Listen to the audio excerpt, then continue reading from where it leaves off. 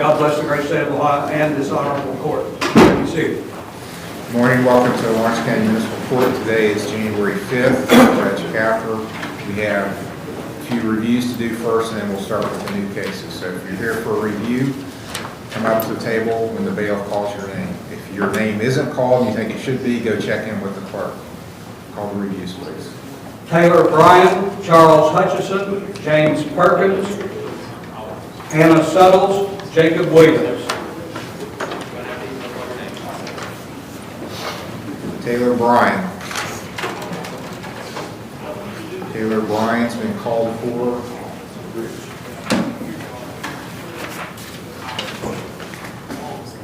It's not appeared, so it'll be a warrant. That's case number 23-112 and 20-112.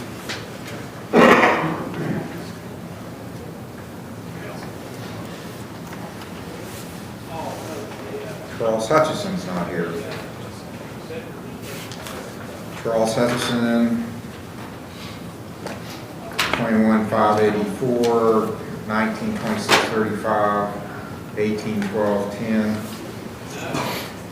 Has not appeared, so he receives a warrant.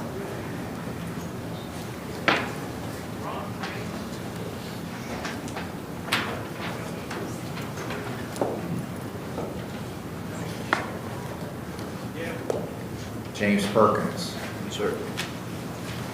2176, 20, 1010, 201009.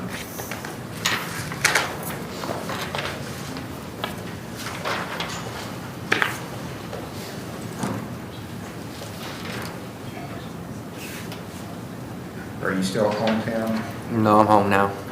Your Honor, Yes. he was discharged from our facility on December 7th. And what was the reason? There was some behavioral issues, I believe. I can get a report.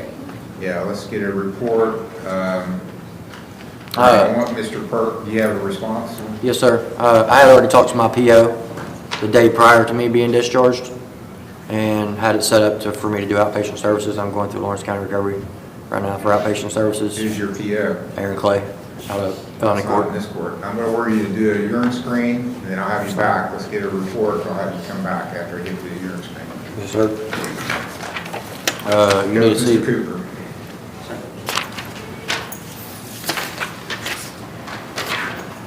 Cody Smith. Cody Smith. It's been called, has not appeared.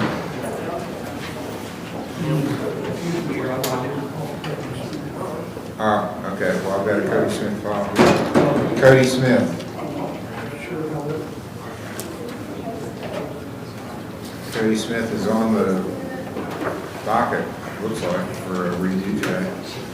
Your Honor, if I'm not mistaken, I believe he's in Star.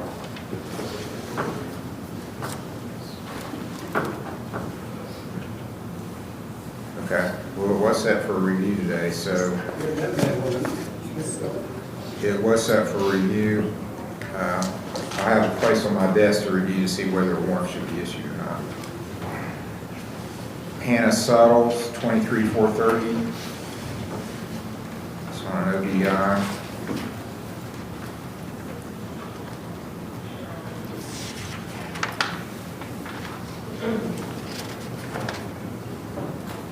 All right, you've been at Mahajan? Yes, I completed it back in October. Okay, I see a report November 12th saying you had completed. I plan on coming in the morning for community service. Okay, Yes. do you have any payment on your fine today? Yes, $50.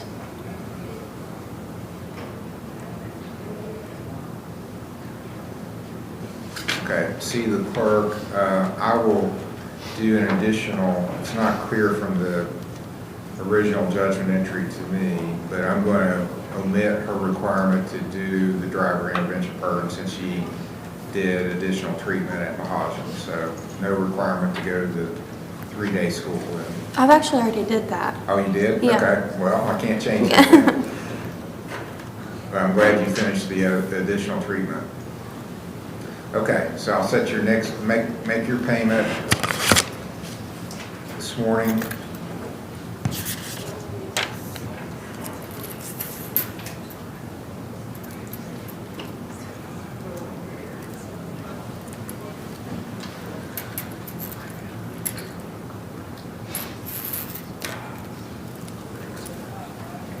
Are you working? Yes. What's better for your work schedule, Mondays or Fridays? Fridays.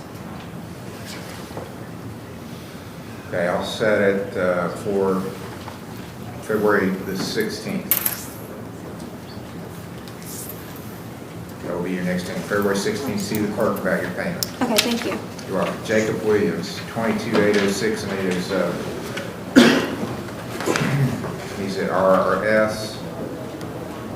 Yes, Your Honor.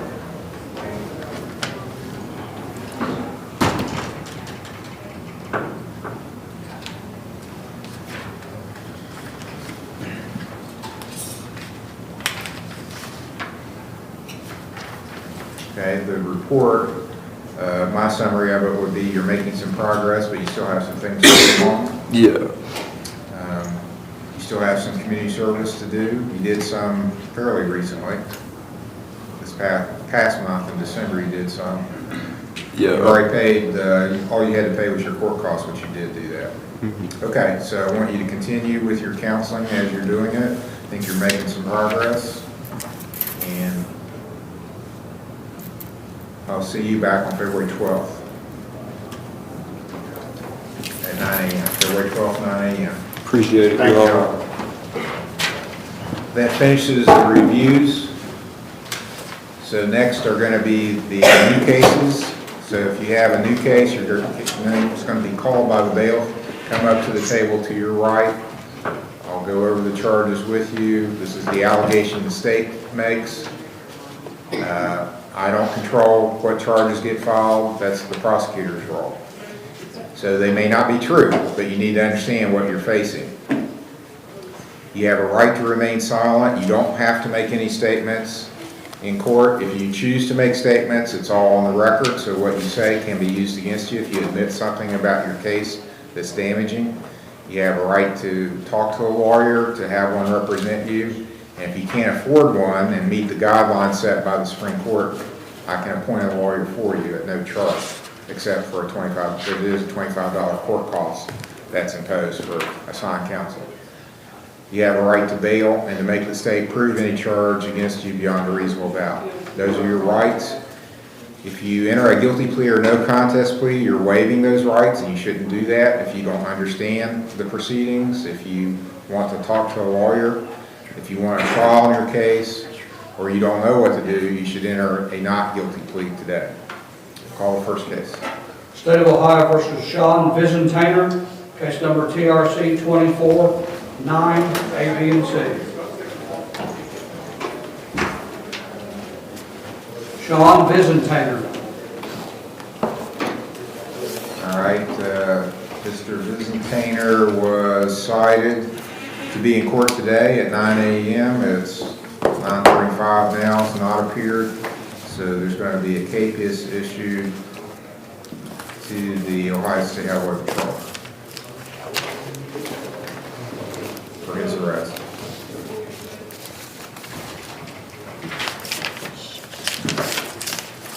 State of Ohio versus Garner Stevens, case number TRC 24-5, A and B. Good morning, Judge. Good morning. Can I ask for you entering appearance? I have filed that notice of appearance, and for the court's information, I've also filed a time waiver. All right. Do you wish me to read the charges? No, Your Honor, we'll waive that and enter a not guilty plea. Not guilty plea is entered. Has there been a bond filed in this case? Did you want to put in jail? No. Okay. No, Your He Honor. was decided in. Yes. All right, he can sign a $1,500 signature bond.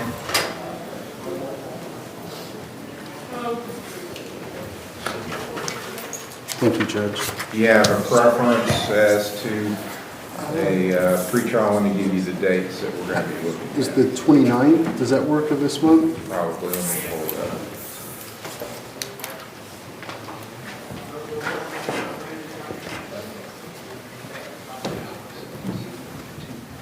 Yes, that would be fine. February 29th will be the pretrial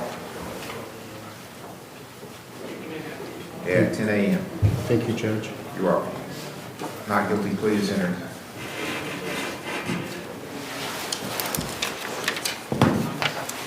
State of Ohio versus Ryan A. McKenzie. Case number TRC 24-6, A, B, and C.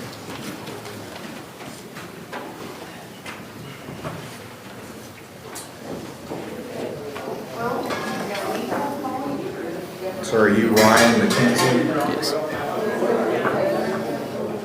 Mr. McKenzie, it's alleged on January the 1st at 1:51 a.m. in Perry Township, you were driving a vehicle while you were under the influence of alcohol.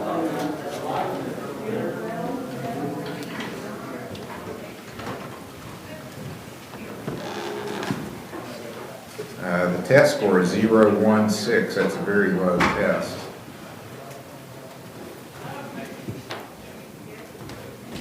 Per se level under Ohio law is 0.8 or higher, so you're well under the per se level. And what that means is a test score of 0.8 or higher, there's a presumption that you're impaired. There's no presumption that you would be impaired by a test score of 0.16.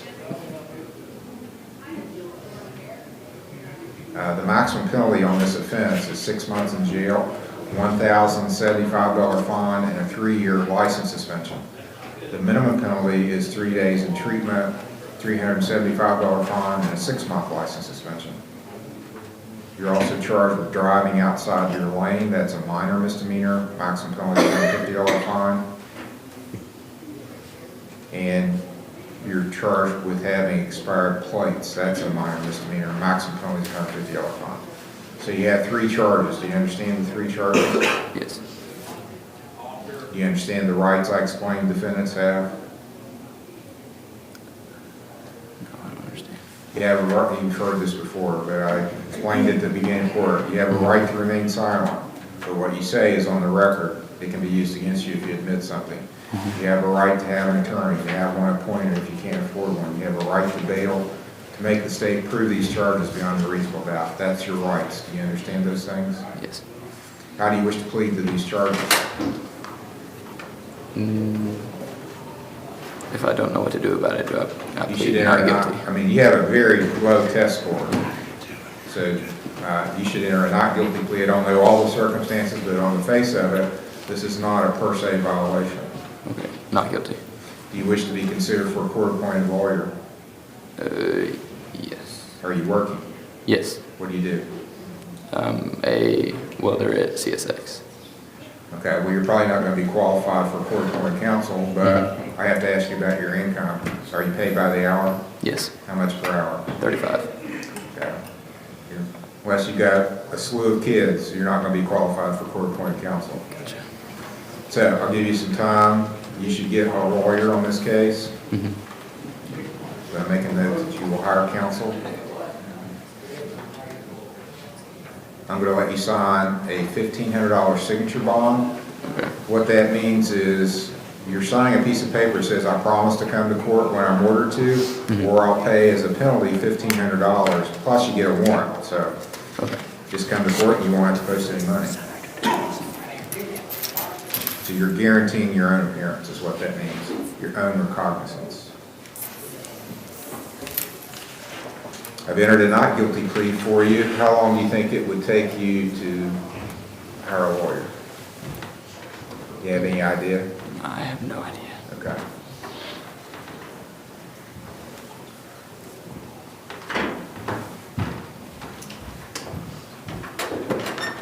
What's your work schedule? Do you work Mondays through Fridays? Or? I work Mondays through Thursdays. Okay, so Friday would be a good day for you to come back. Yeah. I'm going to set it for February the 2nd. That's the first Friday in February. We'll have a hearing that day, February 2nd at 10 a.m. It'll be a pretrial. Write it down somewhere on the papers that you have so you don't forget. February 2nd, 10 a.m. Be here that date unless you hire a lawyer that says, I've made arrangements for a different date. Then you come on the date your lawyer tells you.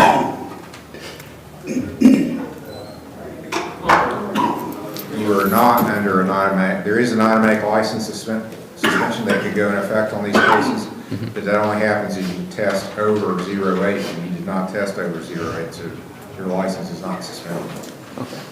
Any questions? No, sir. Okay, that's all. State of Ohio versus Stephen Fletcher, case number CRB 23705.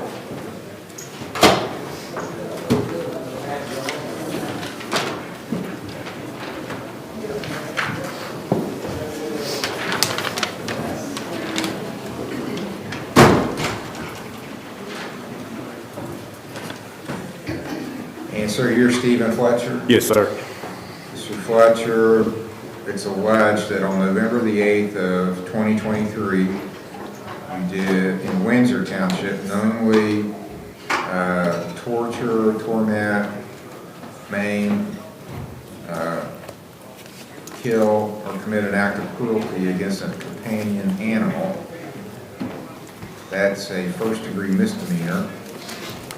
For prohibitions concerning companion animals. The maximum penalty for that is 6 months in jail and a $1,000 fine. Do you understand the charge, sir? Yes. Do you understand your rights? Yes. How do you plead to the charge? Not guilty. You want a lawyer to be appointed to represent you? Yes. Do you have a job? Yes. What do you do? I do landscaping and tree work. Are you currently working? Maybe 2 days a week. You paid by the hour when you do work? Yes, sir. How much per hour? $19 an hour. But you're working 20 hours a week or less? Yeah. Okay.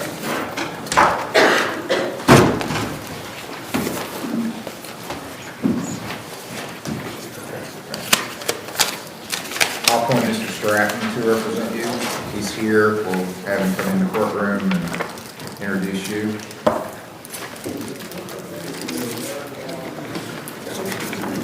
Mr. Stratton, this is Stephen Fletcher. He has a first-degree misdemeanor animal cruelty charge. We're entering a not guilty plea for him. Okay. He can sign a $1,500 signature bond. Just sign right there.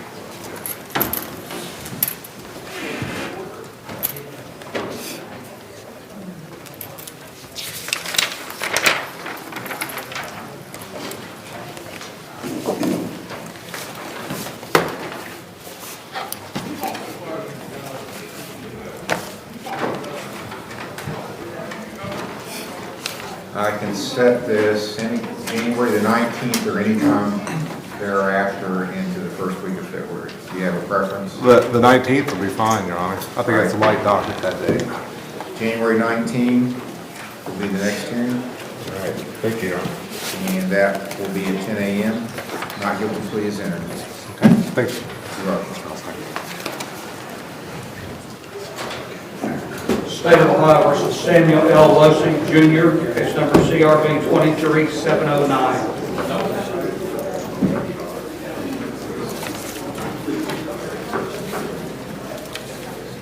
Sir, are you Samuel Losey Jr.? Yes, sir.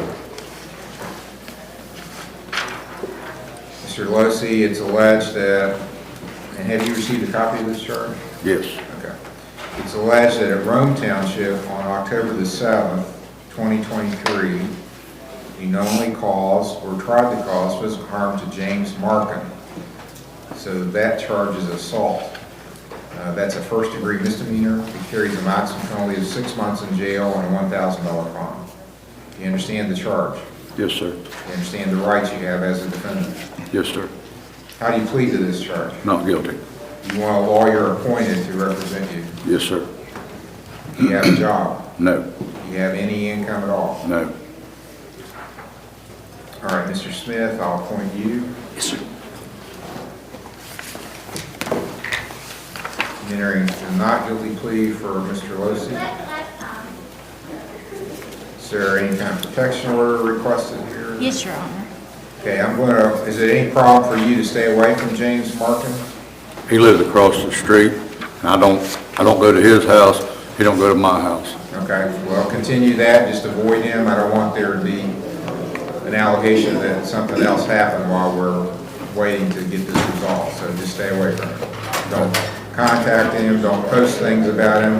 You don't look like somebody that might do that, but just let things die down. That's the main thing.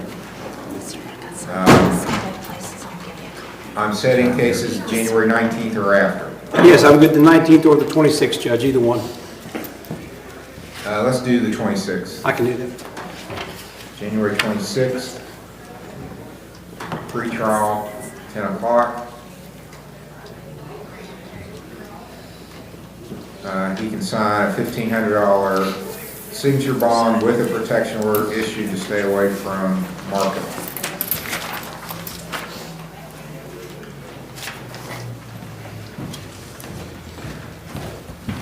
Anything else, Mr. Smith? No, not this time, Judge. All right, January 26th, 10 a.m. is the next hearing. Thank you. You're welcome. State of Ohio recalls reviewed James Perkins. I'll see you the 26th. James Perkins. All right, I have Mr. Perkins' screen. It's good. Good report on your screen. That's good. And I've got a report now from Hometown Recovery. January 26th.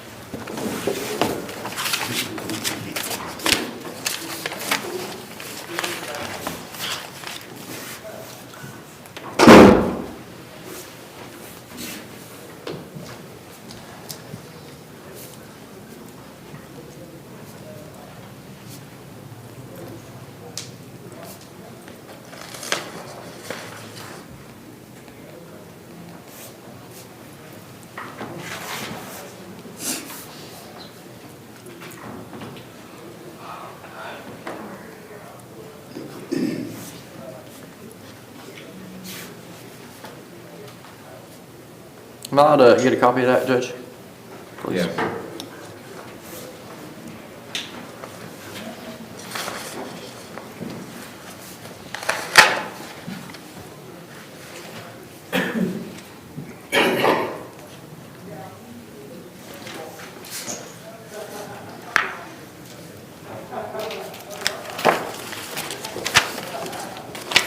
So you're on probation out of common police court also?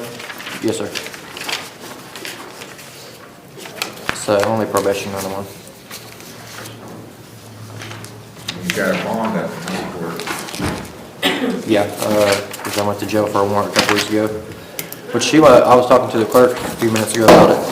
I missed a court date for you while I was in jail here, doing 3 months for a violation on felony probation. In June, I think June, maybe? All right, at this point, I'm going to order you placed in custody. You can get a copy of him of his report from Hometown Recovery. I want our probation office to contact Common Pleas Probation, furnish them a copy of this report, then I'll have you back out after we get some info from Common Pleas. May I ask what I'm being placed under? For leaving I'll leave my- treatment without permission. No, we have the papers and go there. Your Honor. Ma'am, you're out of order. You want to join him? Go do that. Have a seat.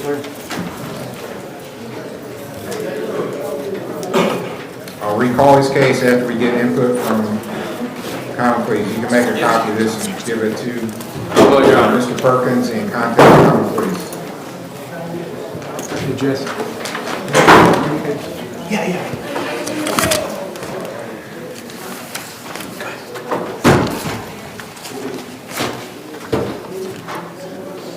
State of Ohio versus Lisa N. Cook, case number CRA 23763.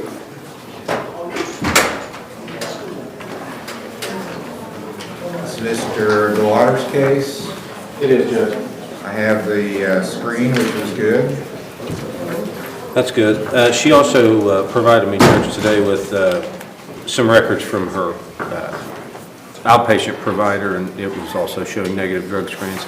She's met with the QRT team this morning. She's been accepted into that program. Mr. Heald wanted some confirmation of an inpatient program that she completed, so I don't have that with me today, but she will get that from me. So I was going to suggest coming back in a few weeks. She can get all that information, get all the formalities done with QRT and get started there and make sure lines of communication are working between her service providers and the QRT folks. Okay, do you have a suggested date when you are available? How's the 22nd? I know I have some cases on that day. That's fine. Okay. I'll set the next hearing for January 22nd. She's referred to QRT. We'll go from there. All right, January 22nd, 10 o'clock is the next hearing. Okay. Thank you, Judge, and thanks for taking that case up. Thank you, Judge. Thank you. No, sir. May I approach? I'll bring an entry. Yes.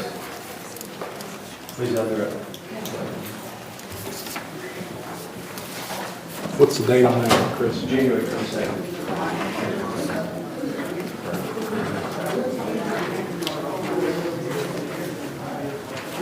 State of Ohio versus Jacob D. Hatton, case number CRB 23756, TRC 2318, 23, A, B, and C.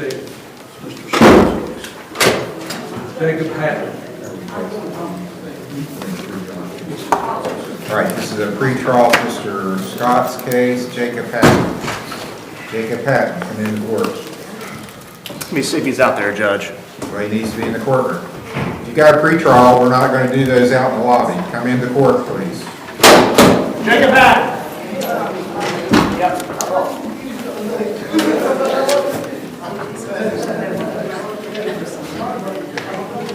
I apologize for that, Judge.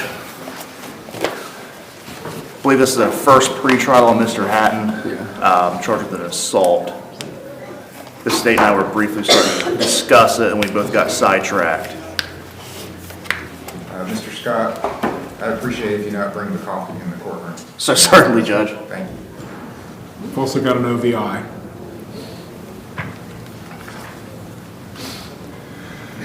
I know things have gotten informal over my 40 years of practicing law, but it hadn't got that informal, so.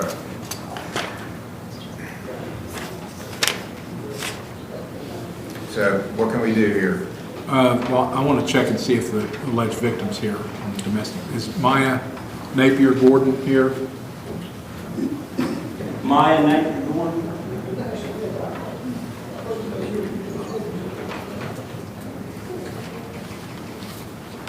How do you want to proceed, Dennis? So, well, if it suits everybody, we would ask to have some time to attempt a subpoena for her and come back and see if we can gain her cooperation.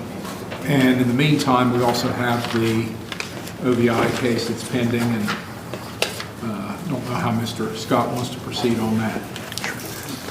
I got a There was a discovery. big delay in getting this moving. It's an August case, but the arraignment wasn't until December the 15th. There was a reason for that stated in the officer's narrative, and I will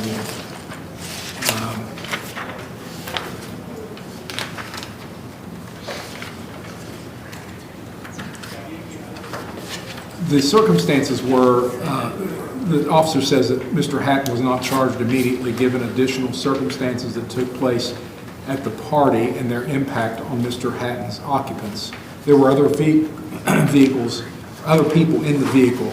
They had been at a party and had left the party. Apparently one of the people in the vehicle had been assaulted at the party, and was, the story is, that I've heard anyway, or read, that they were on their way to take this other person to seek medical treatment. That's So my I think that understanding of it as well. sidetracked the officer and caused a delay in charging. Said charges will be filed at a later time. Now, because of that, I believe we may have urine results back. It would be good to know what those are.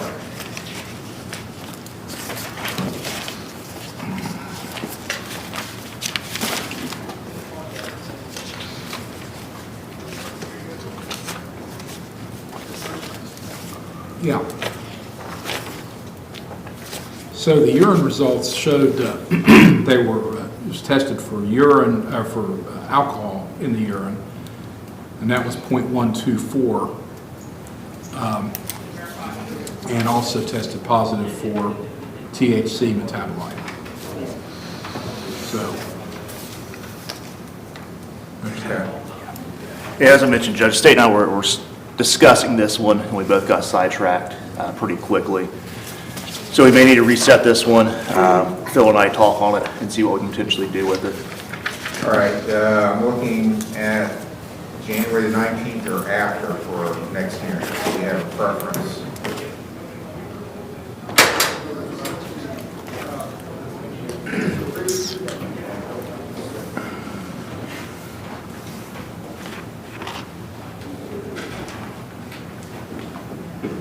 I can do the 29th, Judge. All right, January 29th will be the next pretrial, and that will be at 10 a.m. And let's try to get in touch with a potential victim on that assault, see if, is it a she? 10 a.m. Yes. She's willing to cooperate and move forward on that. All right, next hearing, January 29th, 10 o'clock. You and me. Thank you. All right, see you. Take care. State of Ohio versus Heather R. Matney, case number CRB 23658. Heather Matney. That's Mr. Scott's case. Heather Matney, set for pretrial. Mr. Scott, this is your case. Judge, about 3 a.m. this morning, I was awoken to a phone call from Miss Matney, who said she was in the hospital. I did hear beeping in the background. I asked her to send me, have her nurse, doctor fax me something saying she was admitted. She said she would, but I haven't heard anything back from that. The state and I have a resolution to this. We just need her physically here. So what I would ask is the court to continue this, and as soon as I get that fax from the hospital, I will file that, show the court it's substantiated. Mr. Hugh? We're not opposed to that as long as we get, of course, proof that that's really what happened. Sure. I'm just waiting on the fax to come through from the provider. Okay, when would you like to reschedule it?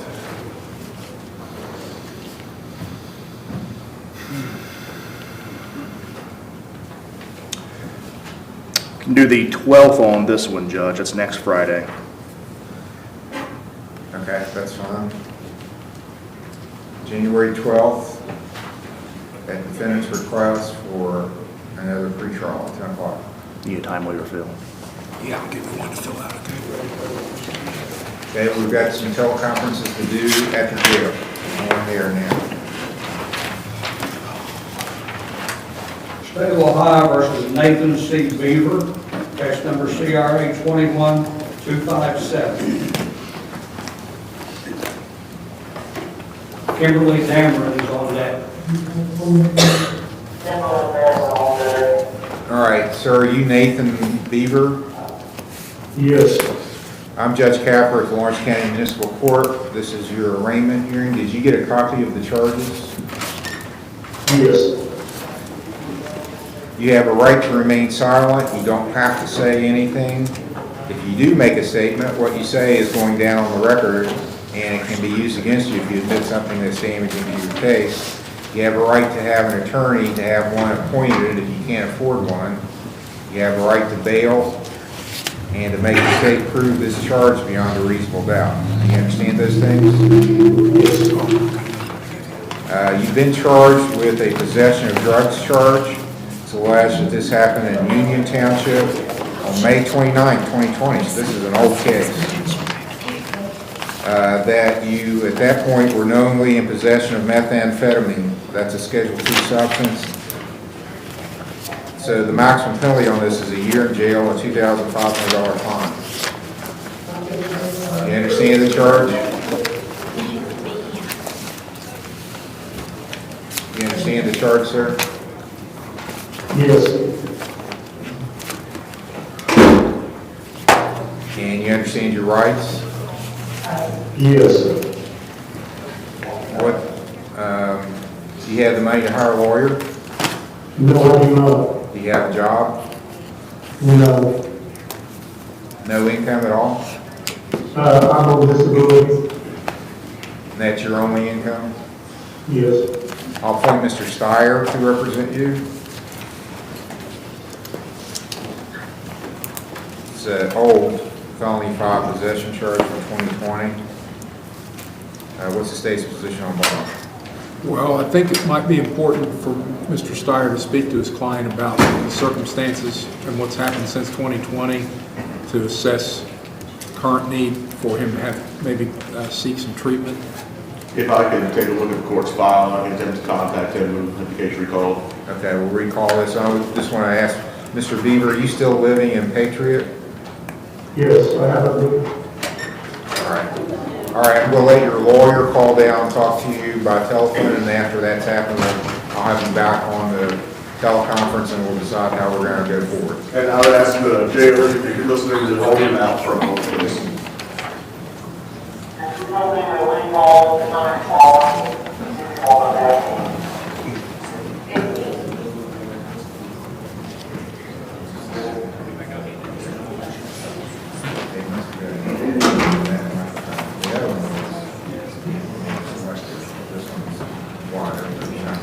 State of Ohio versus Kimberly Damron, case number CRA 22-281, CRB 22-284, CRA 22-285, A and B.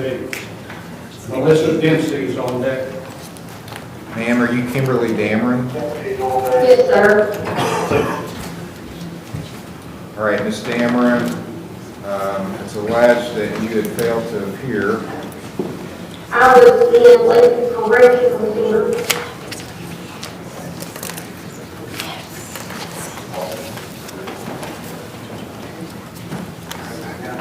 And I think, Mr. Sowers, you already paid forfeited bond on this. Yeah, I've been incarcerated since the last time that I was here. I got out into rehab, but I ended up running, and I went back to jail, and they ended up throwing me into prison, and I went into RSAC. Where did you go to prison? At Lakeland. Okay, so in West Virginia? Yes, sir. So you had a holder from Mingo County, it looks like at the time, but you also had charges here. You had a possession of heroin charge. And Mr. Stratton was the attorney.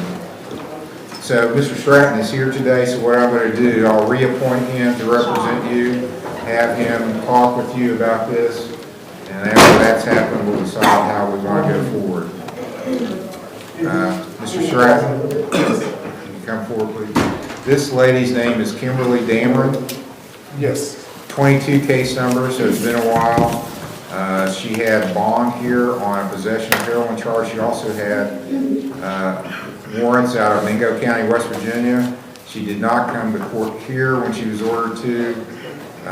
Apparently she wound up getting arrested in West Virginia, she claims went to the penitentiary there, and has been in the women's prison and just recently released, but she still has outstanding charges here from 2022. So I'm going to give you the court's file. I know you won't have your file. Please talk with her. We'll recall it after you've done so. Okay, your attorney's going to call down and talk to you, ma'am. Yes. And then we'll have you back after that's happened. Okay. State of Ohio versus Melissa Dempsey, case number TRC 21-1044, CRB 21-291. Jordan Irby is on deck. Okay.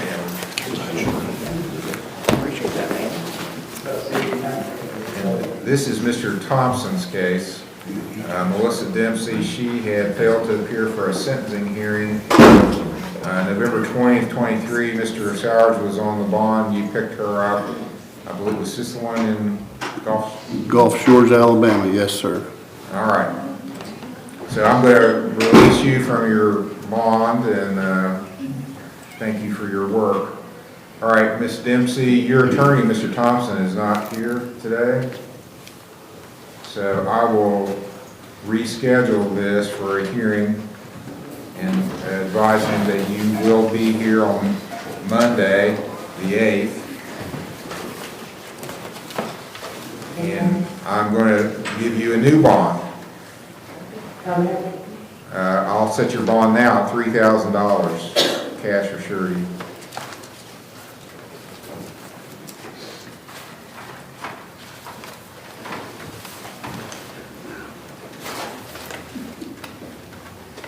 And reschedule your next hearing for January 8th.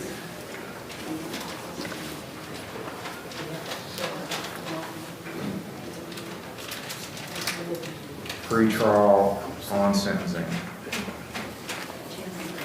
Is that a bond you think you can post? $3,000, probably not. All right, I will see you on teleconference Monday, and I'm going to let your lawyer know that you will be here in court on that day. Okay. That's all.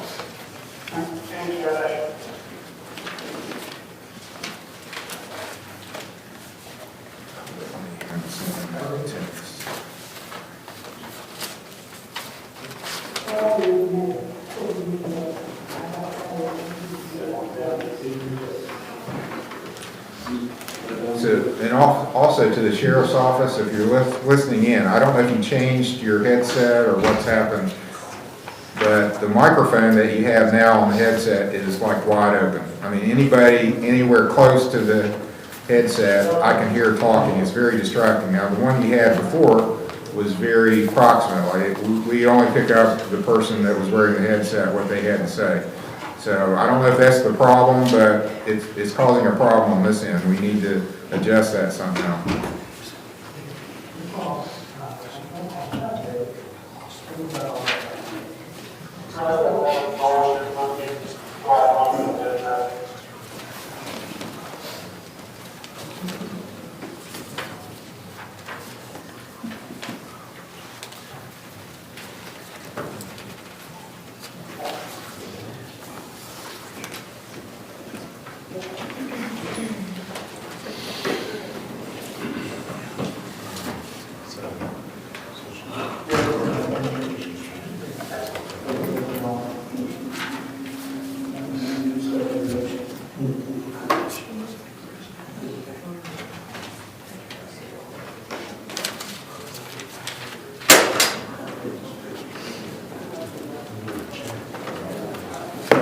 Notified Mr. Thompson by text that his client is in custody and I put her on the docket for Monday.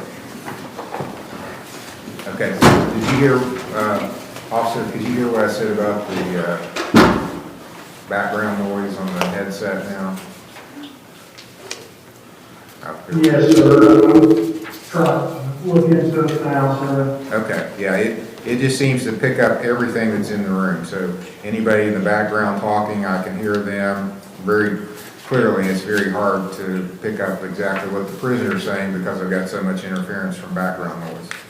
And we didn't use I had the Blue Jeans app adjusted for decibel, to only read certain decibels, and it cuts out. I'm trying to see if I can do the same thing for Zoom. Okay, yeah, that, I guess the change when we changed the carrier for the teleconferencing.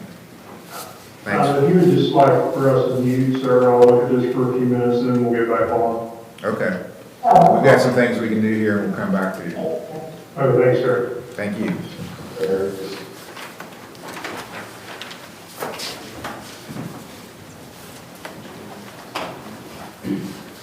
State of Ohio versus John G. Atkinson, case number TRC 231512, A and B. This is Mr. Each's case set for pretrial today. Approach, Your Honor. Yes. Good morning. This is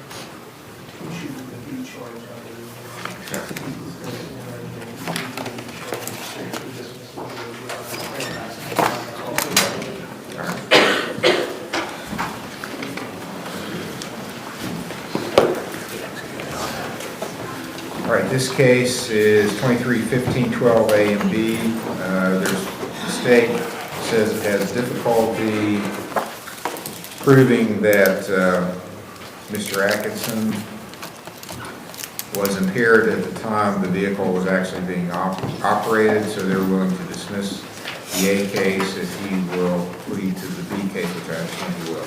That's correct, Your Honor. All right, Mr. Atkinson, anything you want to say? No, sir. Do you agree with what I put on the record about the history of this case and what you're willing to do today? Yes, sir. All right, I'll allow, under the circumstances explained to me, allow the A case to be dismissed. The B case will be $150 fine and court costs, and he will pay that at the clerk's office today. Today, Your Honor. Thank you. Thank you. No probation. Okay, did he have, was there, okay, I didn't even look at that. Was there an issue on no proof of insurances? We don't want him to get a suspension over that. I don't, It was marked no on the I've proof got of insurance. insurance. Does he have that with him today? yeah, I'll see that that's cleared up, Your Honor. All right, thank you. Just didn't want that to go through and get a Thank you. problem with the B&B. Thank you. You're welcome.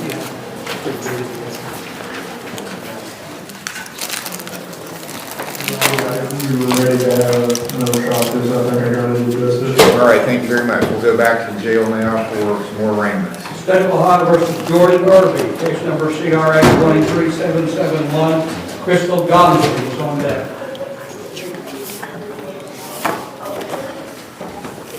All right, Jordan Irby is here. This was a case on a warrant out of Boyd County, Kentucky. I've been in, and I had given them a deadline of this morning at 8 a.m. to pick him up. It's my understanding they did not meet that deadline, but they're going to pick him up today, so I'm going to give him an extension.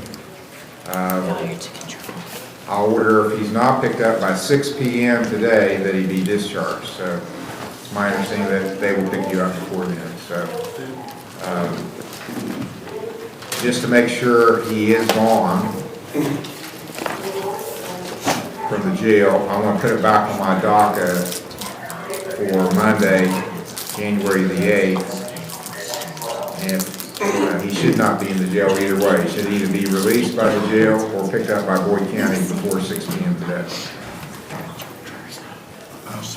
Any questions, sir? No. Okay, that's all. State of Ohio versus Crystal Gonzalez, case number CRB 23604 and TRD 193957 A and B. Jesse Thompson is on deck. Thompson's next. Crystal Johnson next.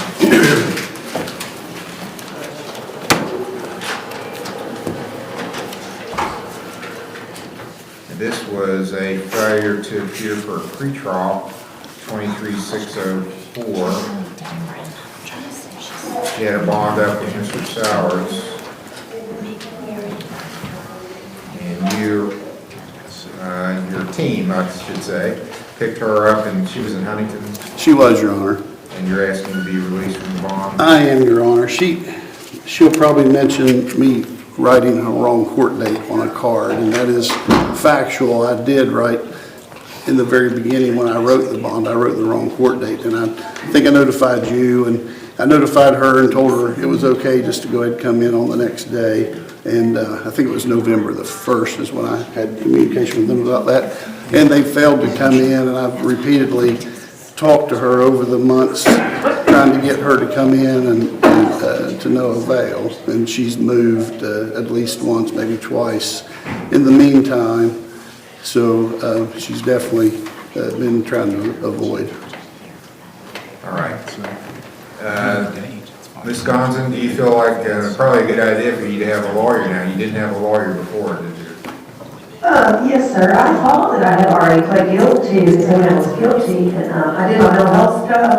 I had a appointment today. I mean, the lesson straightened out. I was doing well. That car did throw me off, and I had like the last few days I've had to take care of my son. I had to get a friend too, and that's what was scary because I mean, last time I sat here for a week, and I mean, it was I didn't know when I was out, and it's like the same thing now. Like it's just scary, and I don't want to lose my son over it. I mean, my mental health feds. I mean, I was trying to do everything right, and the car did say wrong, but it's hard to trust that they were going to let me back out, and I didn't have any money to get back out. Well, you never did come to court, and we're talking about 2 months, you never came to court. So, being I fair- know, sir, I mean, it's just like, that's what I told his son, and I was sorry because they were honest to me, but, it's hard to believe that they're gonna let you back out, and I mean, I have kids at home right now, and I have a medicine, I have desperate pain, like I'm detoxing now, I got all those no outfits, if you all told me to go, get straightened out my medicine, I did everything that I was supposed to do, and the court date was wrong. Well, no, you didn't. You didn't come to court, so, and you Yes, had a I warrant did. outstanding, so,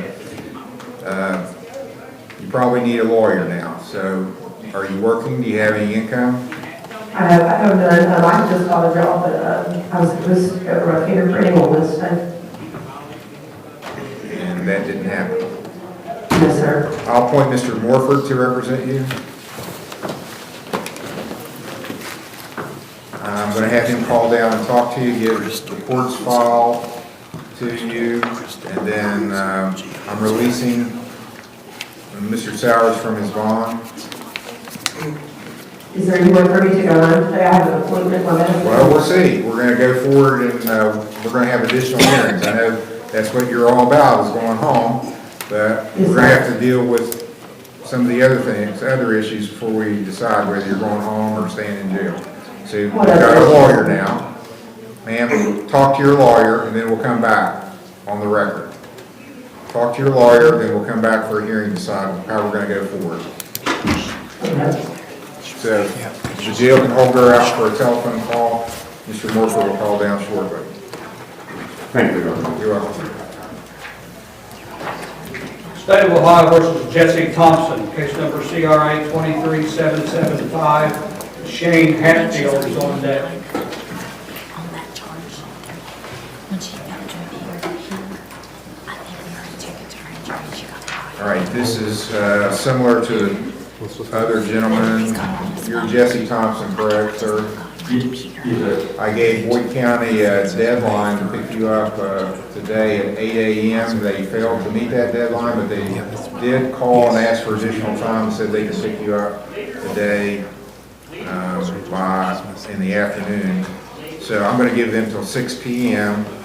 If Boyd County hasn't appeared by 6 p.m., I'm going to order the jail to release you. Okay. And I'm putting on my docket his case for January the 8th. He should be gone from the jail either way, but I don't want him sitting in the back of the jail with nobody knowing he's still there. So put it on the docket just to make sure he's gone. So you're either going to be in Boyd County or you'll be released to the street today at 6 p.m. Now, January 8th, do I need to come to court here? You don't, but here's the thing. I have no power to cancel the warrant in Boyd County. I gave them a time frame. I'm giving them a little more time because they asked for it. But that doesn't mean the warrant's going away. So if for some reason they don't pick you up, and I don't think that's going to happen because we deal with them a lot. They're usually pretty good about picking up people when they say they will. But if for some reason it doesn't happen and you get discharged from the jail, what I would advise you to do is go over to Boyd County and turn yourself in because you still got a warrant.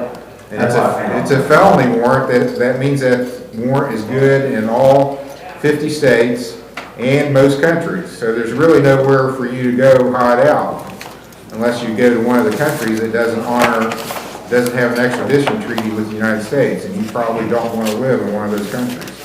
Well, like I thought this was all taken care of anyway. This has been a few years back. Well, apparently it isn't because they have out on the line that there's a warrant for your arrest and actually ask for no bonds on it. And so it needs to be squared away or you're going to be looking over your shoulder from now on.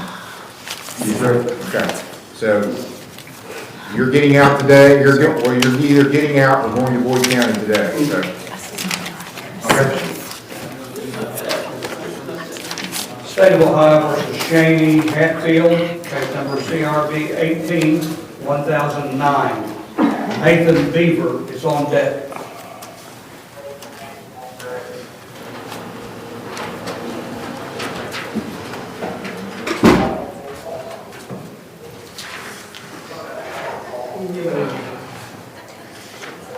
Sir, you're Shane Hatfield?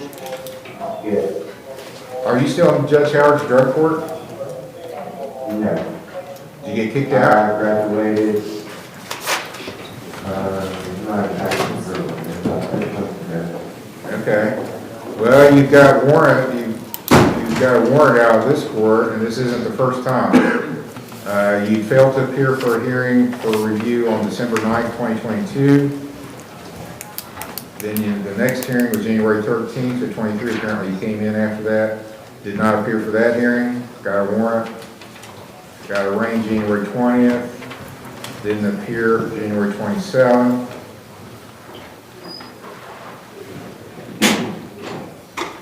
Yeah, arraignment was like, I just need to pay my ticket cut off with that. You've never done anything. You were ordered to do. At that time, I wasn't able to even really work. I only able to work like 20-some hours. The program on it, but. Well, I think what we're going to have to do, I try to give people multiple chances, which I've given you multiple chances to do this, and you haven't done it. So you had a 10-day jail sentence. When did you come into the jail this time? Last night. Okay, I'm sentencing him to 10 days in jail and giving credit for 1 day served. His case is completed by jail. This was the fourth strike. Sir? Yes? Still have legal obligations I do have to take care of in Cowley County as well. Yeah? If you can, I mean. You should have thought of that before now. This is actually the fourth time you failed to appear for a hearing when you were ordered to, so I think that's more than enough. I can come there straight after I get out of here. Nope. You're going to do jail time now. You got 9 more days of jail. Your case is completed by jail. That's all. That's all, sir. Take him away. State of Ohio versus Nathan C. Beaver, case number CRA 21257, recall. Kimberly Dameron is on deck.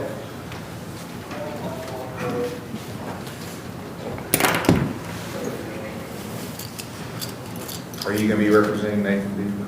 You appointed me, Your Honor. Okay. All right, this is the one we did earlier. Yes.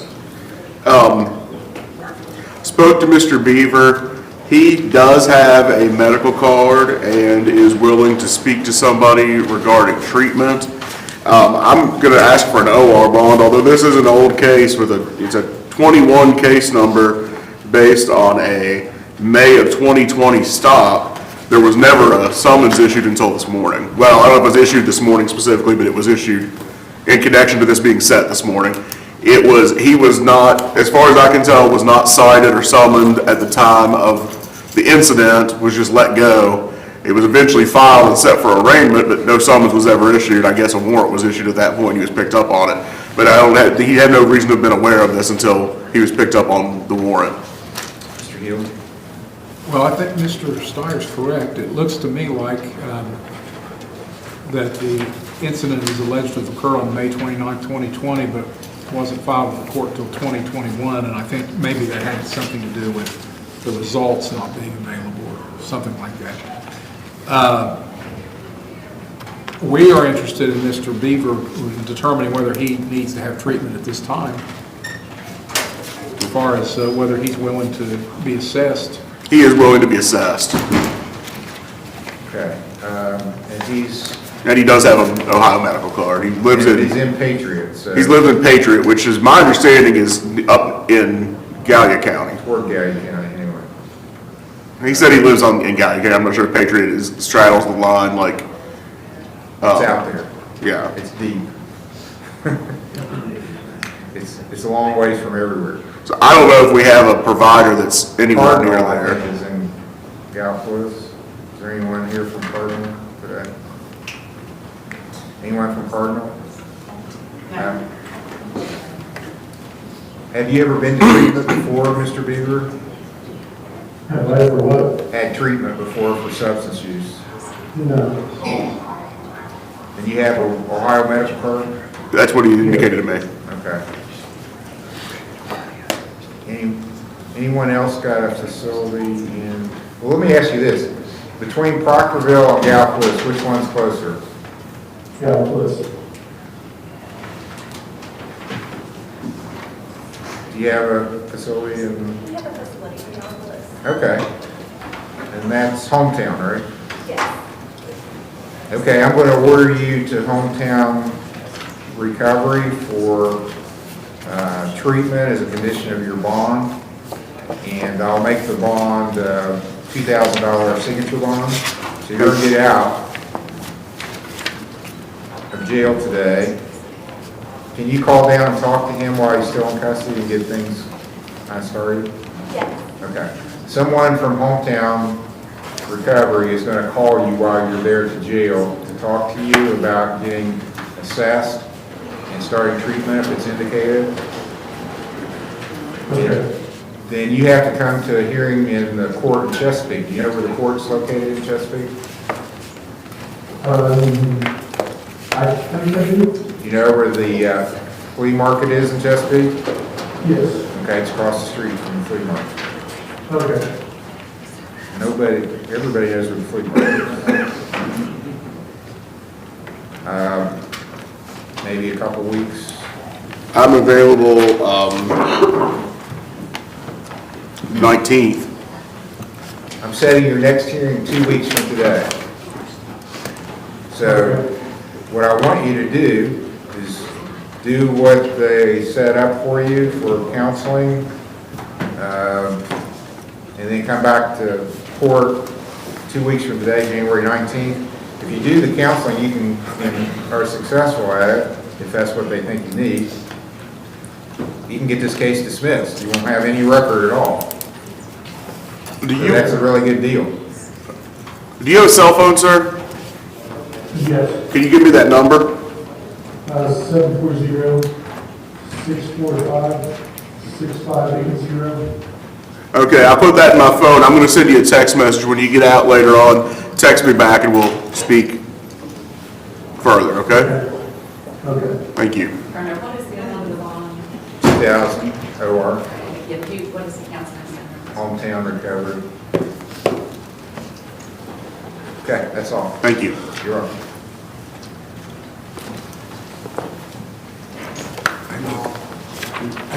State of Ohio, recalls Kimberly Dameron, case number CRA 22281, CRA 22284, CRA 22285. Crystal Johnson will be on that. So, Your Honor, I spoke to her, figured out what was going on with this case. She was incarcerated since December of '22, and So that warrant from Mingo County should be withdrawn now, you think? I believe so, yes. We'll need to check on that. But I believe the state has indicted her in common pleas court. If the offense was on May the 3rd of Let me check.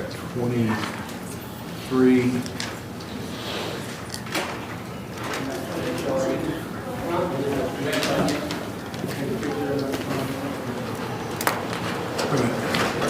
Yes, May 3rd, 2022.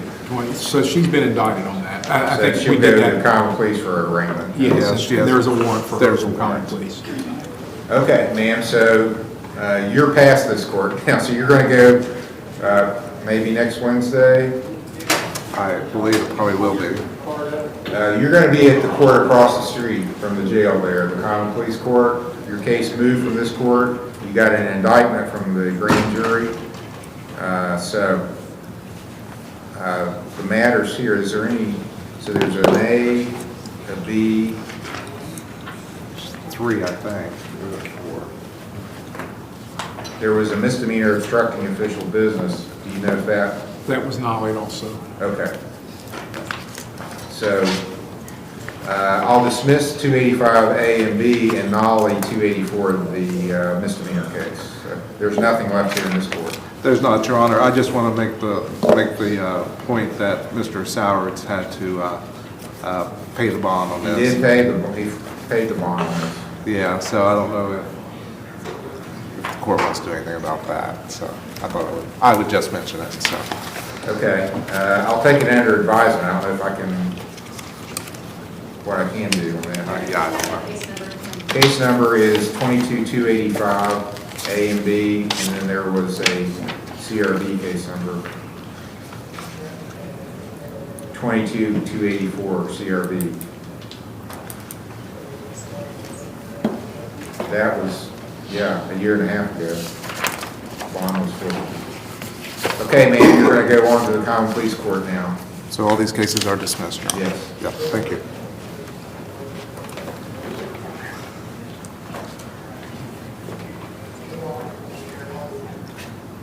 State of Ohio versus Crystal Gonzin. I'm not sure we're ready for her yet. Mr. Norton, Okay, let's pass it then. State of Ohio versus Charles W. Brown, here in this court, case number CRB 22-4103.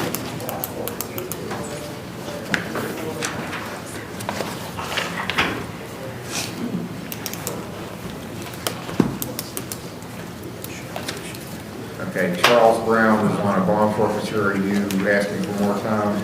I am, Your Honor. We're playing cat and mouse, so the mouse usually will lose eventually, so. Do you have a preference? I'll make it about a month out. Do you have a preference for a date? No. February 9th? Perfect. I'll set the next hearing on bond forfeiture for February 9th at 10 o'clock. Thank you, Your Honor. You're welcome.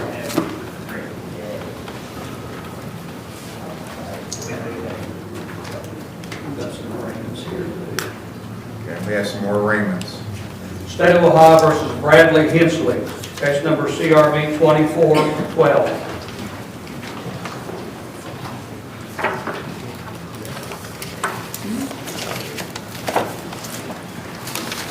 All right, and you're Bradley Hensley? Yes. Mr. Hensley, it's alleged that in the village of Athalia, on December the 15th at 4 p.m., you engaged in disorderly conduct, and it's been filed as a minor misdemeanor. So what that means, the good news is there's no jail time, the maximum penalty is $150 fine. Do you understand the charge? Yes. Do you understand your rights? Yes. How do you plead to this? Not guilty. I can't appoint a lawyer for you because you're not in danger of losing your liberty on this. The only thing you can lose is your money. You can have a lawyer if you want one, but you have to hire your own. You understand that? Yes. I'm just going to set up for a trial because we're not going to pre-trial it since it's only a minor misdemeanor. I'll set it for a trial. Do you know if you will get a lawyer, how you're going to proceed? Not for sure. Okay.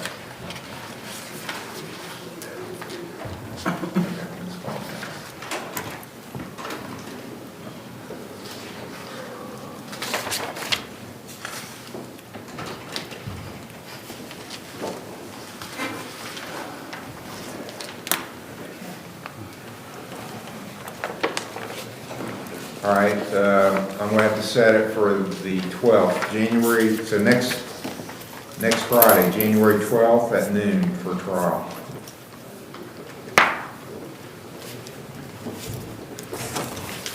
And you can sign a $500 signature bond. $500 signature bond. Friday, January 12th at noon for trial. What do I need to sign? Mr. Cooper will help you. It's just a promise that you'll come to court. As long as you come, you don't have to pay any money. If you miss, you got to pay $500 as a penalty.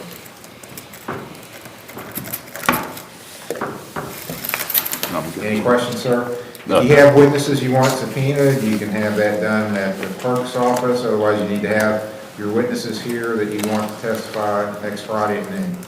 Thank you. You're welcome. State of Ohio versus David Carter, case number CRB 2413.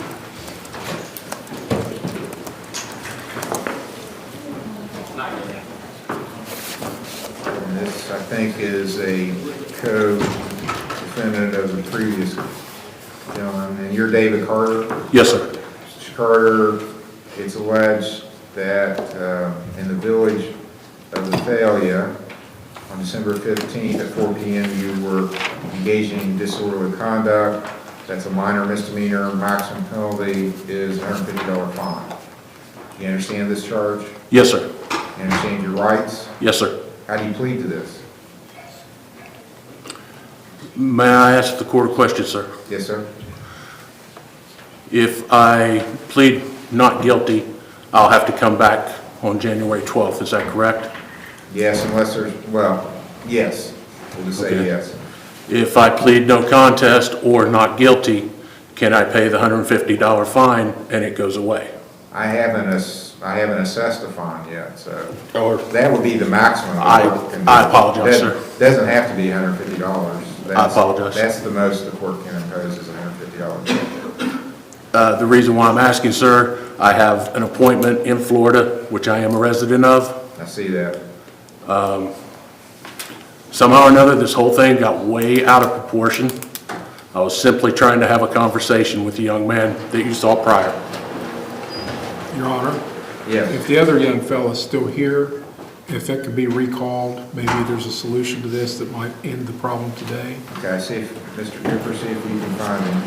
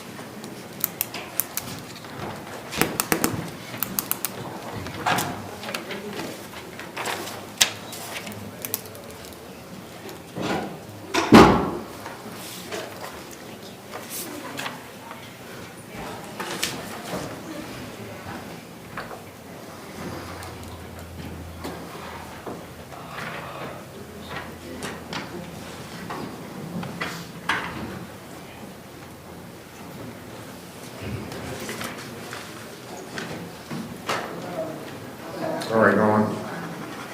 Questions left. I just had an idea that perhaps if they would both agree to pay court costs, that we could dismiss the charges against them. Well, you could do that for Mr. Carter. Well, I could, but I feel like it needs to be Well, you can offer that to the other gentleman when he comes back, if you wish.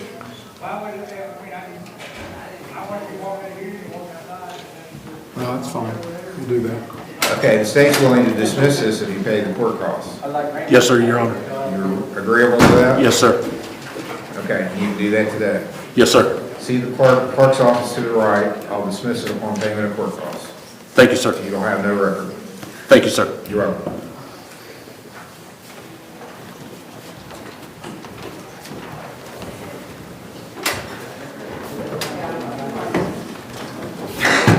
State of Ohio recalls Crystal Gonson at the Lawrence County Jail. Mr. Morford's case. All right, we need Mr. Morford in the courtroom with the court's file.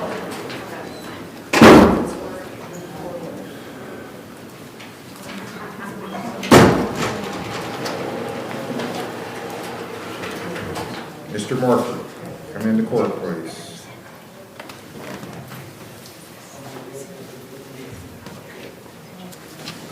Anyone see Mr. Morford?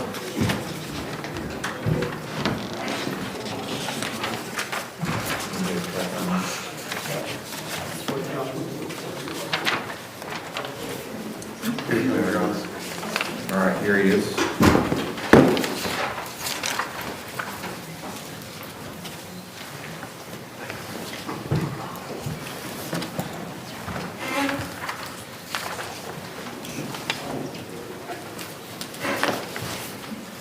All right, Mr. Morford, you've had a chance to talk with Ms. Gonson.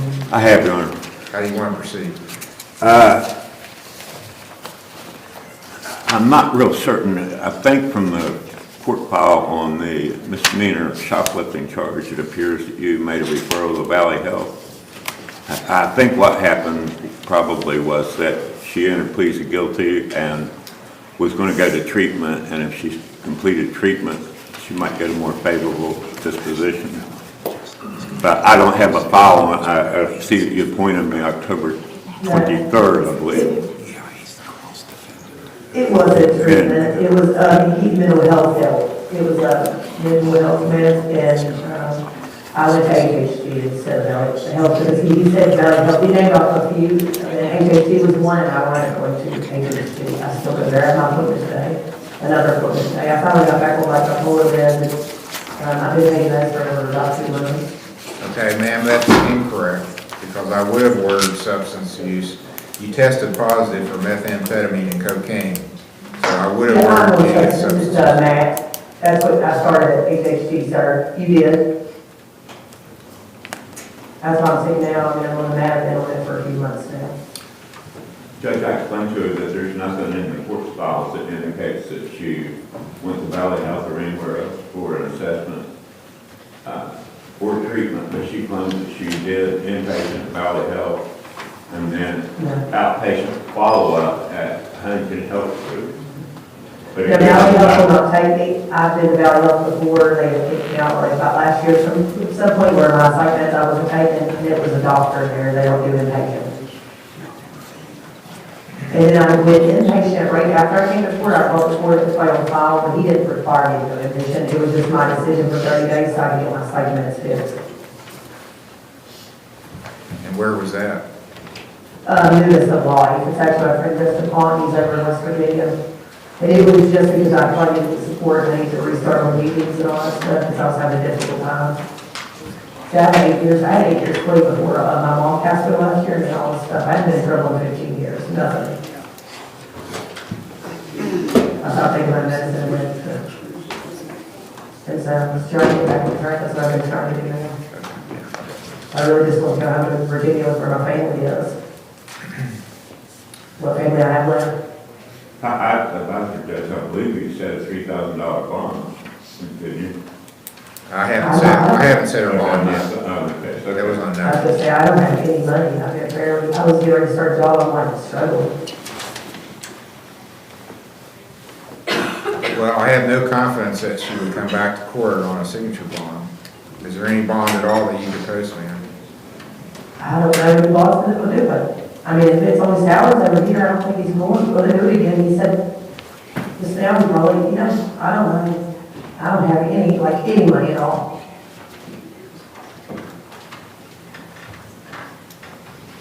Can I do like a free trial release where I have to go see someone weekly, or I'll even screen, I mean, I don't think, probation, I'll plead guilty. We can put an ankle monitor on her. Release her Do with I an have ankle. to pay anything for it, or? No, the taxpayers of the state of Ohio would pay for your ankle monitor, but here's the thing. If I put an ankle monitor on you, release you, and then you cut the ankle monitor off, you just guaranteed yourself a trip to prison. Sir, I would never. And this time I was scared to death because I've never, ever done a bond. It was, the wrong, and I didn't have $200. My son said that $100, he wanted me to be there, I'll take the ankle monitor. I'm in West Virginia though, I don't know if that makes a difference. Judge, the wrong date that she's referring to there is, she tells me that Mr. Sowers gave her a date to come back, and on that it was 11/30 instead of 10/30 of 23. Right. And I was scared to death, I didn't have 200 to rebond. Are you agreeable to an ankle bracelet as part of your bond, ma'am? Yes, sir, that's fine, I'll put one on. Well, let's do this, then. I don't even know if there's one available. Once you talk with probation, see if an ankle monitor is available, explain the circumstances. She'll be living in Huntington, and see if that's workable. Yes, sir. And then we'll recall it after that happens. We'll do that. All right, we're gonna see if we can get an ankle monitor placed on you, then we'll decide how to go forward. Okay, sir, when will the next court date be? I haven't decided yet. We're gonna see if we can get you an ankle monitor first, Okay.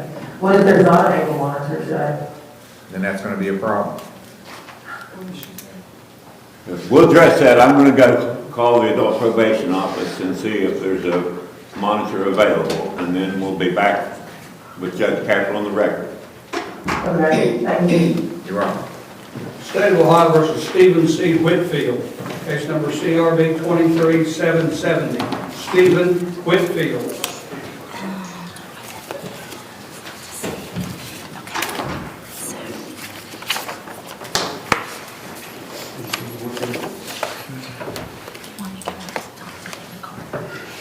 Sir, are you Stephen C. Whitfield?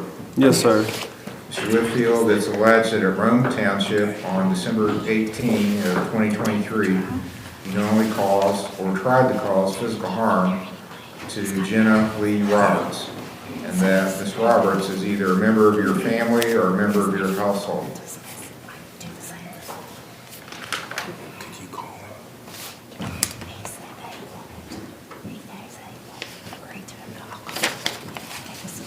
Do you understand the charge?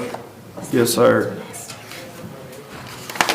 The maximum penalty for this is 6 months in jail, $1,000 fine. I don't know if I told you that. Were you here when I explained rights of defendants before? Yes, sir. Do you understand that, or do you Yes, want me to go over it? Do you understand your rights? Yes, sir. How do you wish to plead to this charge? Not guilty at all. Do you want a lawyer appointed? Would I need one? I mean, it's my spouse. I mean, I don't know. I got my mother here that I was... would, if I got charged with domestic violence, I would have a lawyer, I'll tell you that. Oh, well... 6 months in jail, $1,000 fine, pretty serious stuff. Yeah, sure. So, are you working? I work for myself, but things have been kind of scarce right now. What do you do? I do drywall work and painting and Do you flooring. file income tax returns? I did last year, yes. What do you show as your gross income? I want to say maybe 25,000 or something. You have children? Yeah, I've got a toddler and a stepson.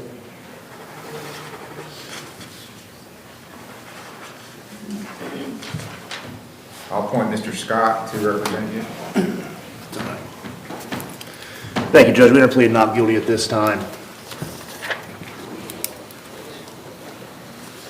Protection order requested. Yes, Your Honor. Is your, Where have you been staying? Jenna is your wife? It's my fiance. Fiance, okay. Is she I here never today? tried to harm her. Is she here today? No, my mother is, actually made the call. I don't need to talk to your mother.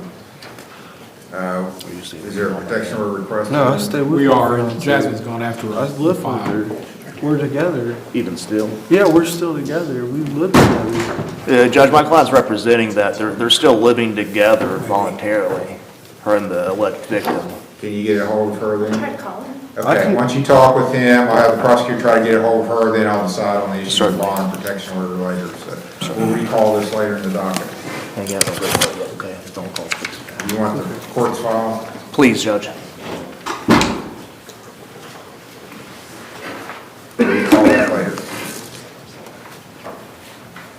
State of Ohio versus William Lynch, case number CRB 23735. Your Honor, we have a cross-filing on this too.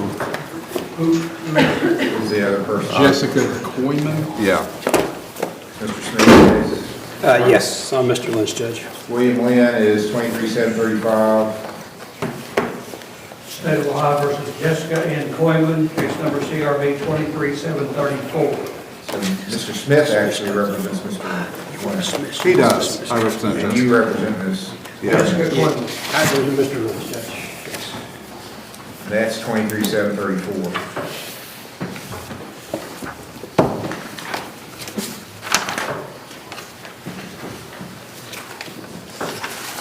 Cross-filing domestic cases.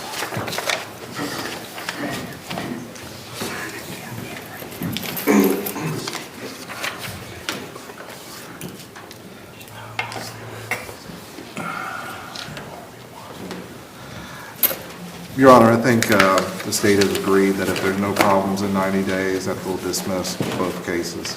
That's my understanding, Judge, just speaking with Mr. Hill. We would want the payment of one court cost. No, you're not taking out. Did you say payment of? One court cost. One court cost. Do they have an agreement as to which file that'll go on? You want to pay the court? My client's volunteering to pay, Judge. Okay.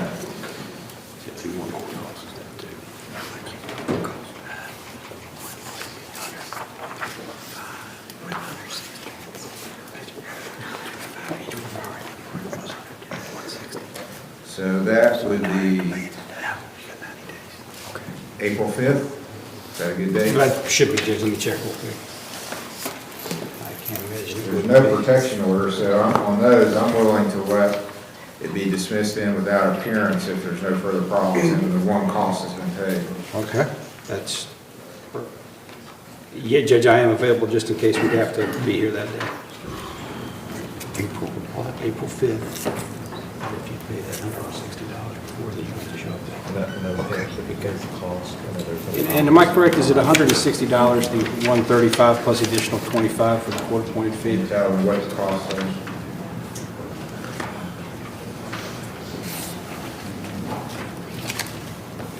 She will tell you for sure, but I think it's either 135 or 160. Yeah, she will tell you. 135. Okay, so I told him 160. It's 130. 160. We have to pay that. She had also a $25 court-appointed fee there. 160. Yeah, paid it before the 5th. You had to show up. All right. All right. There's no problem. Good luck to you. All right, thank you. Yes, sir. Take care. April 5th. April 5th. April 5th. I hope he's going to pay it before this. So Your fellas. State of Ohio versus Cody S. Richardson, case number TRD 231750, A, B, and C.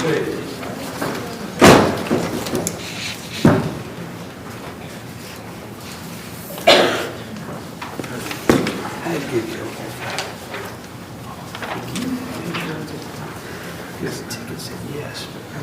Yeah, there's insurance on the car. He says there was insurance on the ticket. Does he have, I want to make sure that The insurance was Liberty Mutual. It's with Liberty Mutual. Was it valid on that date? Yes. I'm not sure how that question came the about. note doesn't indicate how we know that they didn't get the information, but Jasmine knows. I was just going by the ticket and his statement to me, he had it.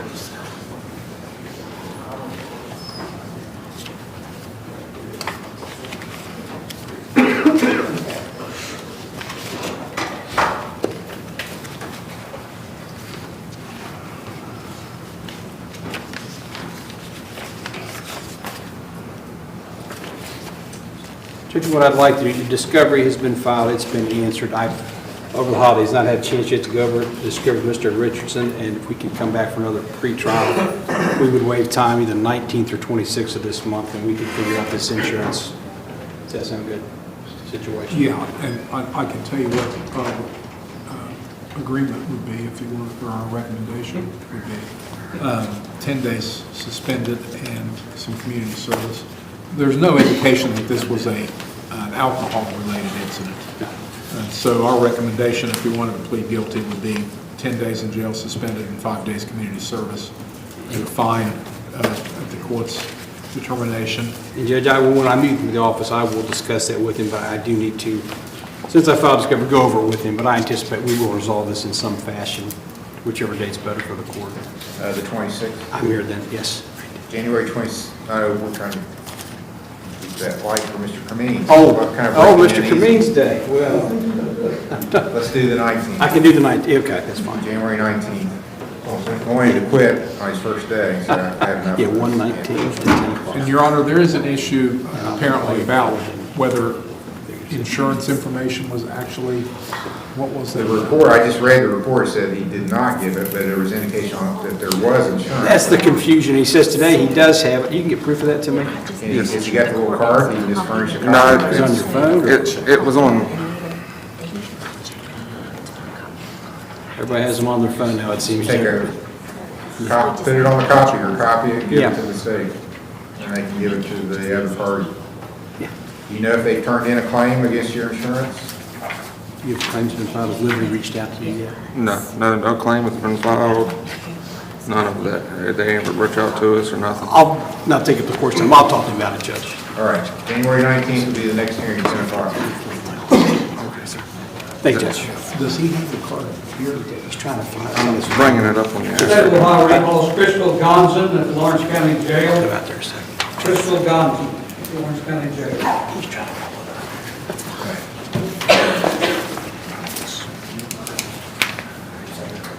Crystal Gonzon, we need her at the jail. Judge, I was asked to tell you that you have 3 monitors allotted to you available right now. Okay. There is one available when you get placed today? Yes, Your Honor. We should be, Your Honor. I believe we have 2 available, my understanding. I just got, Dustin just told me 3. 3, then we've taken one off that I'm not Just hang aware up of. with it. Yeah, So you got one more? yeah, we have at least 2, maybe possibly 3, Your Honor. There you go. Ms. Gonzon, where are you living right now? Oh, God, Avenue. Okay, where's that located? 2659, it's near Riverwalk. Okay. All type Or of- there's a Riverwalk High Lawn School, my son goes to High Lawn. And you say you cannot go to Valley Health?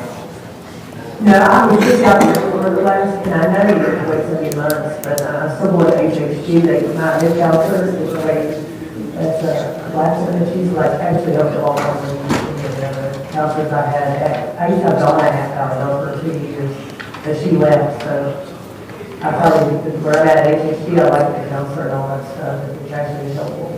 I don't know who that is, so that's not someone we work with.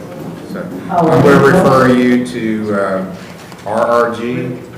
Oh, I was there for already first recovery, yes, sir. Okay, well, you're going to go back there. Heather is going to, representative from RRG is going to call down and talk to you. I'm going to release you on, and I want to make sure you understand this. I'm not playing around now. This is serious business. So I know you said you would never do it, but you got to listen to me really carefully because I have people that do this and do go to prison. It's not a joke. I listen. At least for 3 or 4 times a year, I'll have people, I've never had anybody say, oh yeah, Judge, give me an ankle monitor, I'm going to cut it off. No, I was. Nobody said, here's what you need to do is listen, ma'am. Be quiet and listen what I'm telling you because it's really important. If I put this ankle monitor on you, that's just up the ante. Because if you cut it off, you are going to go to prison and I will have no control over it. It won't even be before me. You're going to go to a different court. You're going to get charged with a felony because that court takes the position that you cutting an ankle monitor is akin to escaping. And they take a really hard line on it.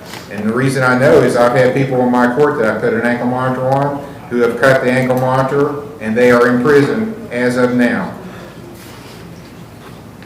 With the ankle monitor, is it GPS, like, am I allowed Yes. to work? Do I have to have a cell phone, like a house phone line, because I don't have just a cell phone?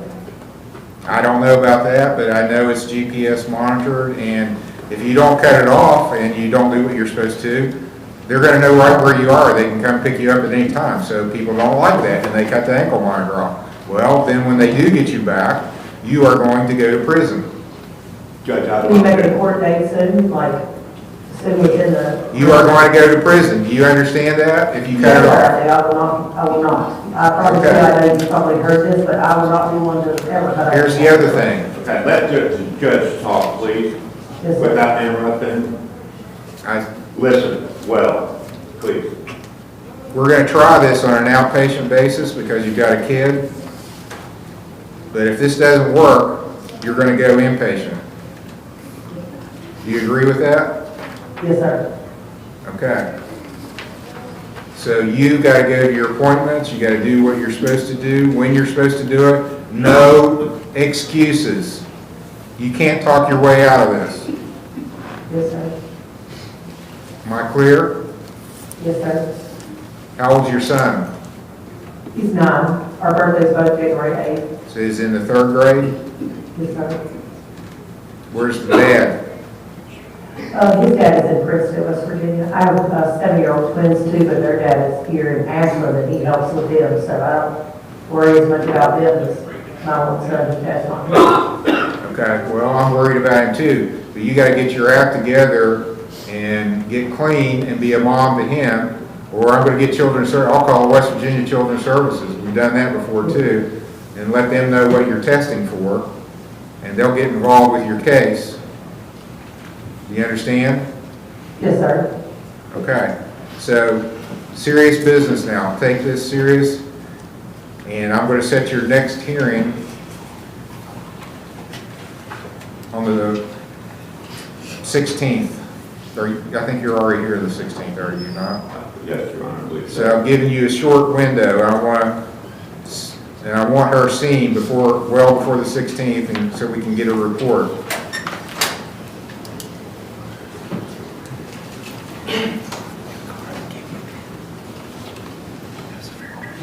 And I'll make her bond, I'm going to make your bond a $2,000 signature bond. What does that mean? That means you just sign a piece of paper that says you promise to come to court or you'll pay $2,000 as a penalty. Oh.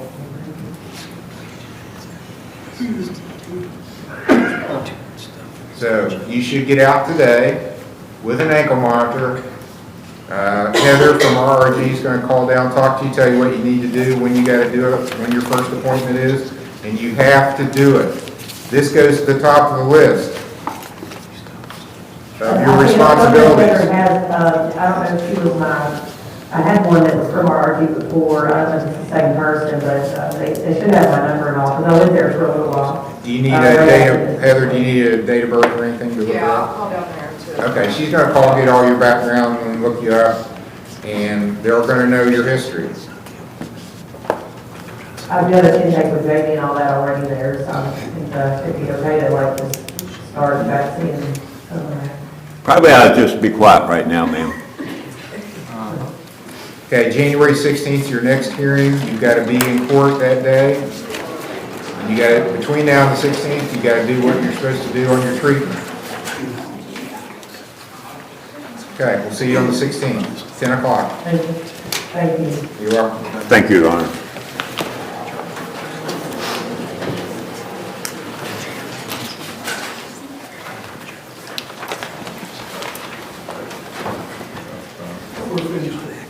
Okay, that finishes up at the jail. Thank you for adjusting the microphone. It seemed to work a lot better. State of Ohio recalls Stephen C. Whitfield, case number CRB 2377.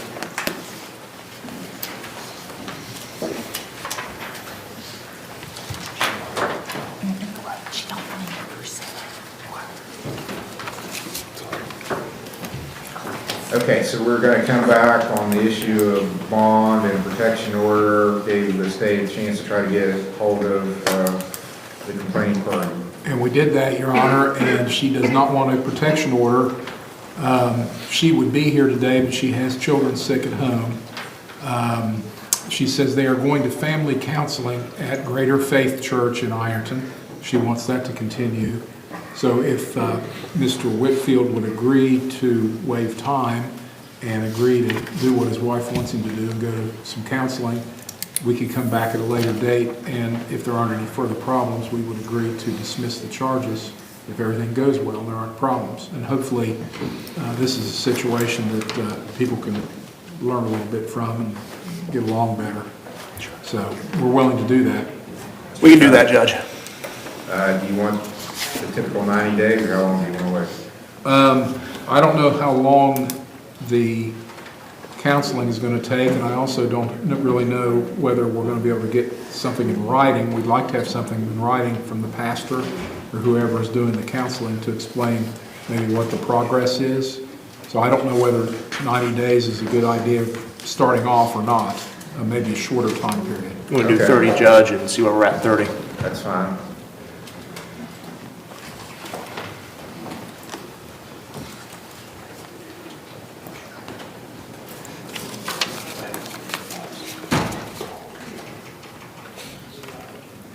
I'm looking at February 2nd, Judge. It's a Friday. That's fine. February 2nd will be the next hearing. For pretrial, defendant waives time. His bond is continued that he already posted, no protection order to request of the complaining party. Counseling with church, and I'd like to get a report when we come back. We'll make it happen, Judge. Talk you outside.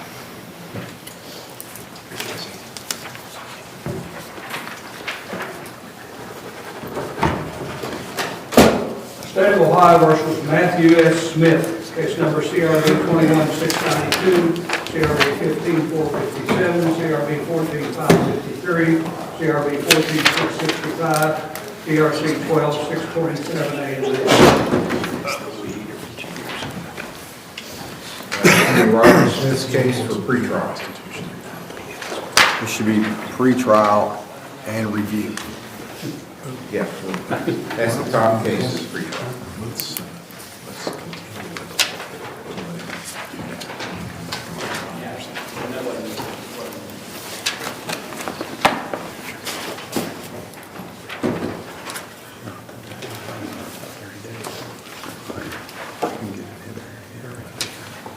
Judge, I think we have an agreement, but speaking of Mr. Hill, we want to wait and make sure restitution is paid in full before we do the deal.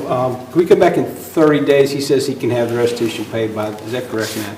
And he's got a lot that he owes on old cases. He told me There's restitution in that, too. he thinks it's in the thousands. He said he just got out of prison. When did you get out of prison? Approximately a month and a half ago. So he's just now getting back on his feet. He's living with his father, but he thinks he can at least get this one taken care of. And I remind him he does have obligations to the court that he's... I have some surgeries coming up, so I'm still aware. February 5th? He'll be fine, Judge, yes. February 5th will be the next hearing on all of Mr. Smith's Get cases. this resolved. Talk to Josh before you leave out. All right. Yeah, about your surgery and stuff. We'll try to work something in before the 5th at 10 o'clock. And at 2:30 is the event. I'm gonna write that down. Thank you, Judge. You're welcome. All right, thank you.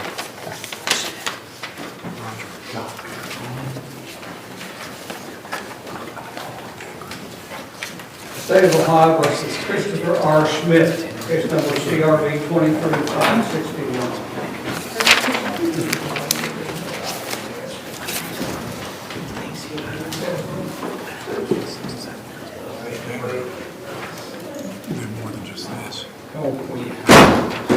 This is Mr. Smith's case. It is, Judge. I had Mr. Smith in this court. Mr. Morford has him now in common police court, but there's something still in this court that the prosecutor needs to take care of, and I said I'd gladly stand in while they do that. The Christopher R. Smith replay. I think it involves a protection order that's still out. So there's a Standing no that contact the family doesn't want to pursue. I think there was a motion. Is there a motion about a protection order or something like that? It's a no contact order, Judge. Oh, is that what we're here for today? Yes, that's the only thing we're here for. Oh, there's Christopher S. Smith. Is Christopher S. Smith here? That's me. Okay. I'm the father. Christopher R. Smith is the defendant, Judge. Okay. You're the one asking that it be changed then, the no contact order? Yes, sir. Okay. You were the alleged victim in the case here, and you want to lift the no contact order, correct? Yes, sir. Okay. What state doesn't oppose that? I'm We're not assuming? Oh, opposed. And my client does not oppose the judge. All right, so at his request, no contact order is canceled.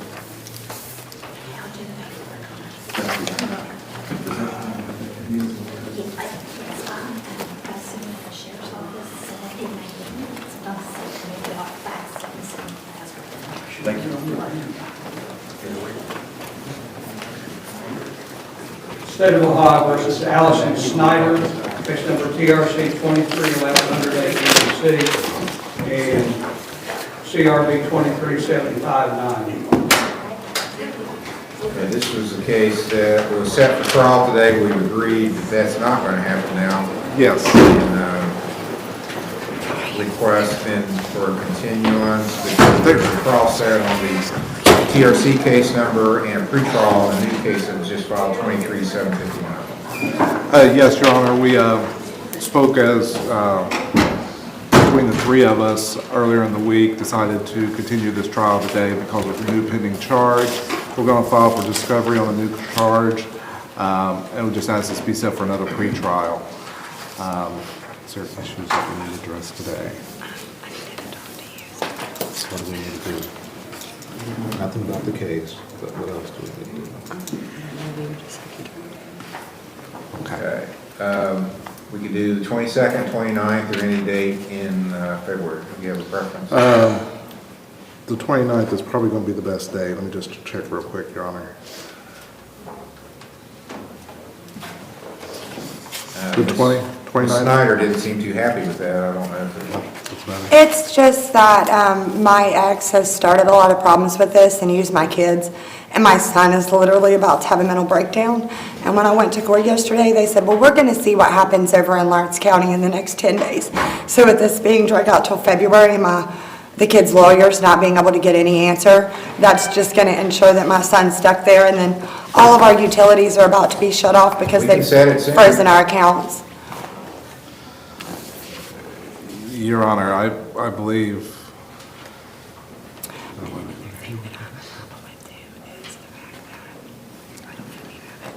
we can set it next week if we absolutely have to, the 12th. You want to set it for trial on the domestic violence?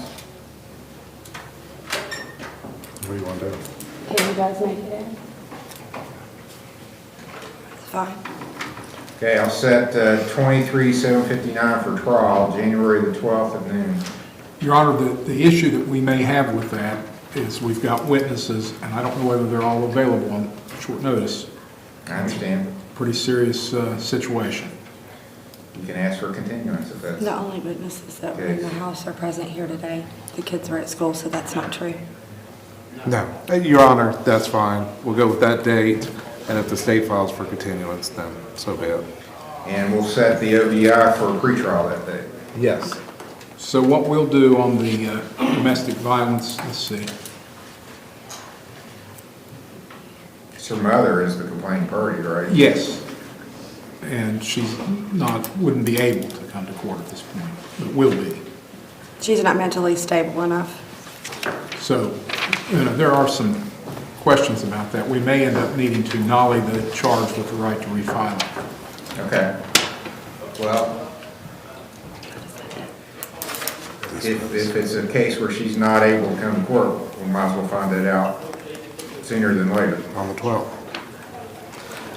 Especially if it's impacting her custody case in Cabell County. 10 o'clock. Okay. All right. We'll be here at 10 o'clock for the pretrial on your OBI, be here at noon, wouldn't hurt you to be here at 10, and then we'll try the domestic violence, if all things go according to plan, at noon on next Friday. Okay. Thank you. Thank you.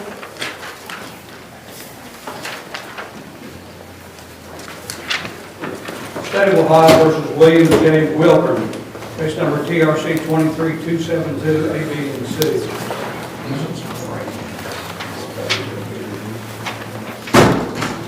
All right, you're William Wilburn? Yes, sir. Okay, and you were supposed to be here for a hearing on December 29th, Yes, sir. and you were not here? No, sir. Do you have an explanation for that? Yeah, Brian was supposed to let me know. We had miscommunication in between each other. Okay, so he's not going to be able to represent you anymore. Are you getting another lawyer?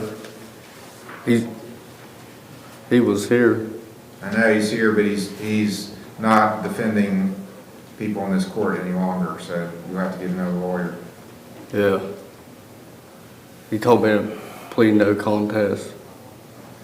Well, do you want to talk to another lawyer about that before you decide to do that, or? No, we discussed everything. Okay. So you want to change your plea? Yeah, to no contest. Okay, no contest means you're not fighting the case. It means you're not necessarily agreeing that you are guilty, but you're not fighting it, and you agree that the court can find you guilty, in this case, without you having a lawyer or being represented or having a trial. Do you understand that? Yes, sir. And that's what you want to do? Yes, sir. All right, this is a case that we had an evidentiary motion hearing on, so I'm pretty familiar with the facts. I saw the evidence, video evidence of the arrest. Does the state take any position on the sentencing? No, Your Honor. You have a right to make a statement to the court before your sentence. Do you have anything you want to tell me before I sentence you? That I messed up and I'm sorry. Okay, are you working? Yes, sir. What do you do? I work on the river, the boats. For who? C&B Marine out of Cincinnati. So you're on? 2 weeks on, 2 weeks off. Okay.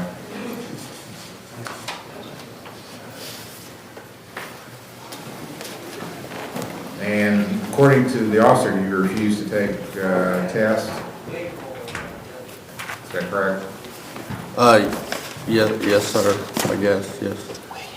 Okay, on the OBI, then I'm going to impose a $1,000 fine. That's my usual fine when you refuse to take tests. I'll order you to pay the court costs. You get a 6-month license suspension that started the date of the incident, so your suspension's actually going to be up.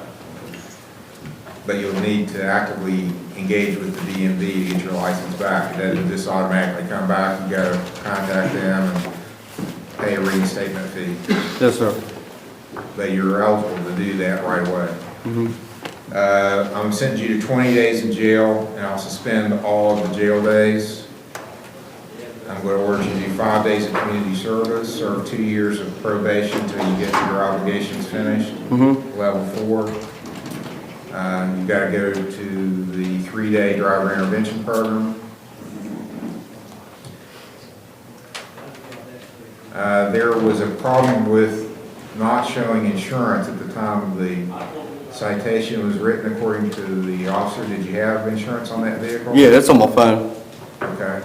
Does it show, you're going to need to show proof of insurance as of March 19th. Do you think you got that today? It's for 216. Is when I had it, yeah. You called up and want me to take a look at it? Because otherwise, if I don't see it and tell the DMV that you had it, they're going to suspend you. Another suspension. Yes, in sir. addition to the OBI suspension that is already up.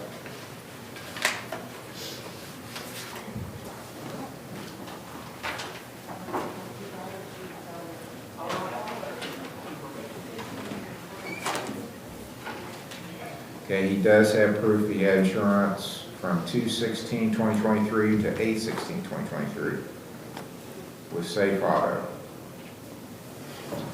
So clerk will show proof of insurance on the file. I'll set a review hearing for you July 1st.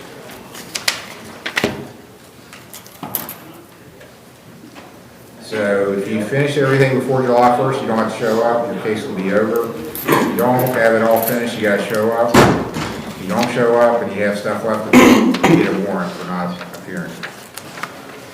Yes, sir. I think that's everything on the OBI. On the lane violation, I'll impose a $20 fine. And then window tint, $10 fine. You're to see Mr. Major, and well, he's out at the security right now, but go out and talk to him, straight out the door of the courtroom, and after you've talked with him, you're free to go. All righty. Thank you. You're welcome.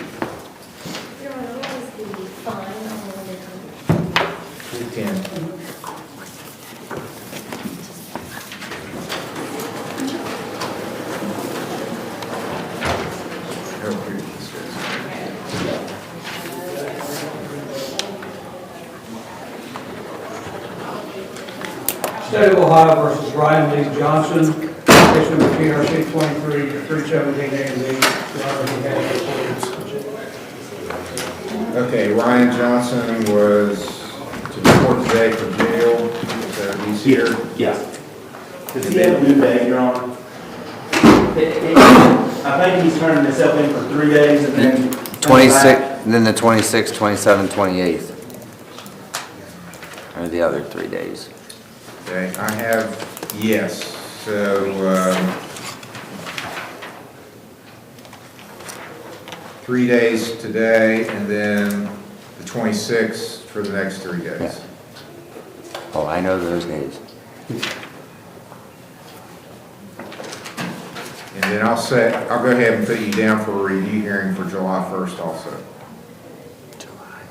July 1st? July 1st for review. So if you get everything done by then, you don't have to show up. That's just a day to make sure you have done the other stuff you were ordered to do. July what? July 1st, 9 a.m. Thank you. I'll remind you again when you come back the next time. Okay, thank you. 3 days. You're welcome. State of Ohio versus Michael Voss, case number CRB 23628. Mr. Morphy's case.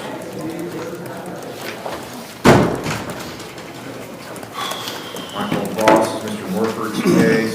I understand he's attacked.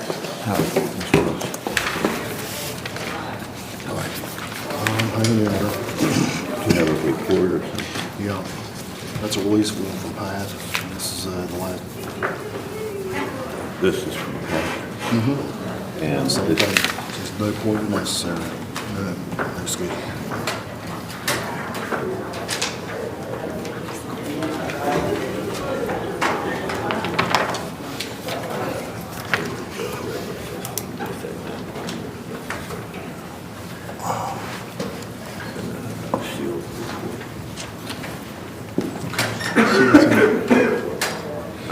See what's in the sewer. Oh, that's fine, go ahead. Judge, may I approach? Yes.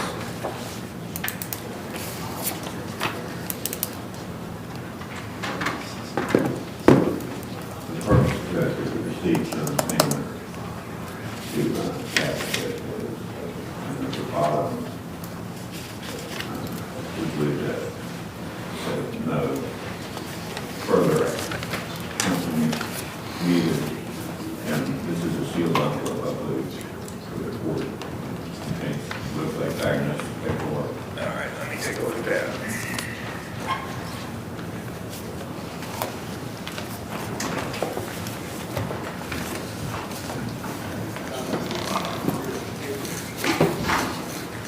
Yeah, he said he didn't email anymore. He said he wants to say.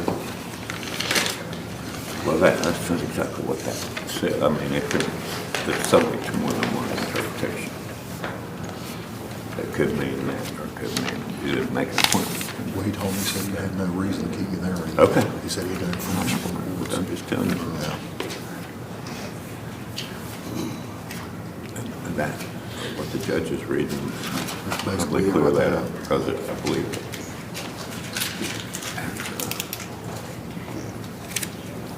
Your diagnosis in there.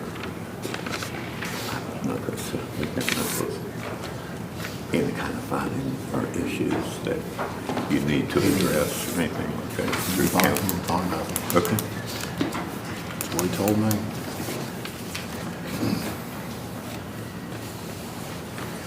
Okay, let's show that to counsel for both.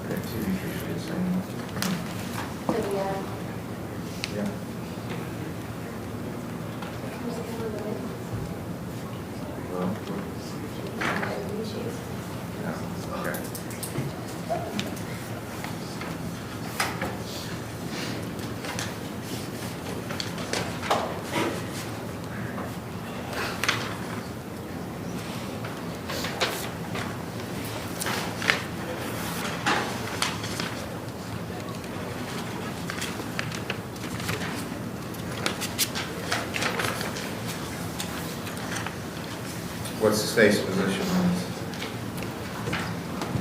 Well, the good news here is that we spoke with the alleged victim, and she says there's been no further problems, so that's a good thing. You know, I don't know, it sounds to me like Mr. Voss has technically been in compliance, even though he says, I don't think I need to be here. So he has done at least that much of it, and I guess from our standpoint, we just want to make sure that there aren't going to be further problems. We would suggest that maybe he doesn't need to go to the counseling any longer, but that we would want to hold on to the case just a little bit longer to make sure that there aren't going to be any problems. And then at that point, we would agree to dismissing the case with the payment of court costs if there's no further problems. Are you wanting to continue with counseling? I guess, I mean, it sounds to me like they feel like they can't do anything for him because of his decision that he doesn't need the counseling. And there haven't been any problems, but we'd still want to make sure that there aren't going to be any problems. So we'd want to have a continuance of at least another month or two. And that would be without counseling, it's just to see if... Just to make sure there aren't any problems. Just Okay. come back one more time without Okay. any problems. Let's go to this. Be wise like Solomon, divide the baby in half, so we'll go to 6 weeks.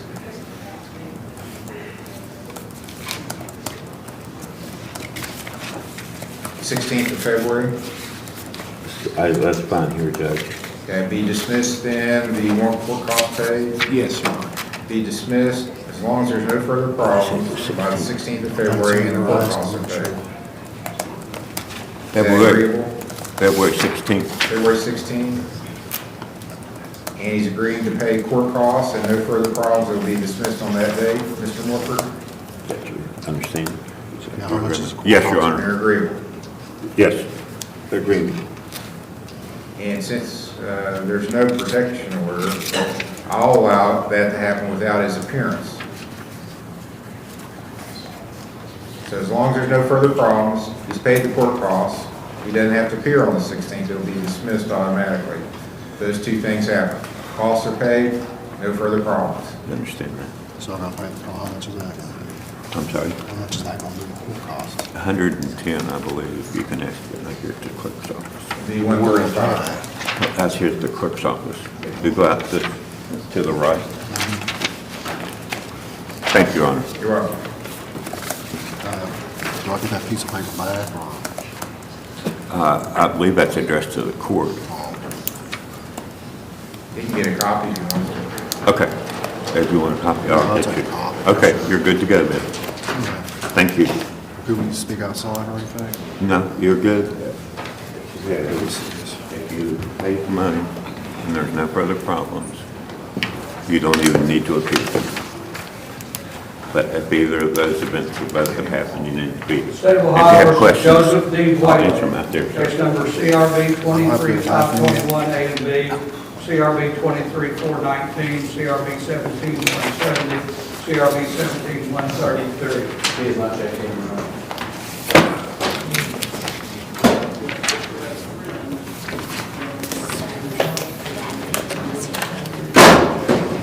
Okay, Mr. Whaley has not appeared, and I'm told that there's new charges too. I wasn't aware of new charges, but he's not. I've not had contact with him in some time, Your Honor. I'll let you bench warrant for failure here. Thank you.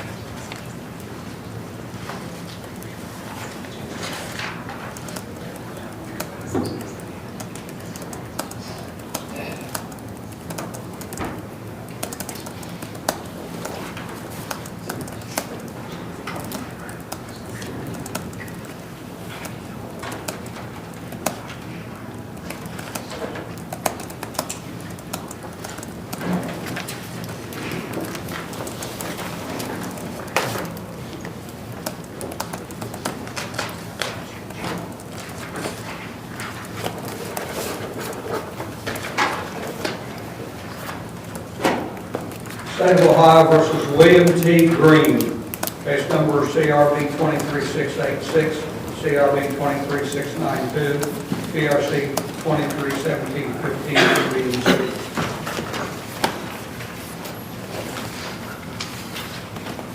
Set for pre-trial, and I don't have anyone listed as counsel for you. Do you have an attorney?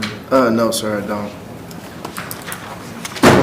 Are you going to get a lawyer? I've tried to get one, and I guess I'm in municipal court, and they've got me for a criminal charge. I've been going through problems, so I probably want to get a court appointed. Are you working? No, sir. You have no income? I do have a rental property that I have on HUD. Are you the landlord? Or Yes, I'm the owner of the house, yes. What's your income from that? I get $1,200 a month.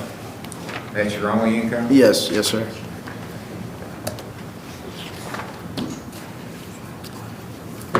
All right, Mr. Stratton, I think we're back to you. Yes. I'll appoint you to represent Mr. Green.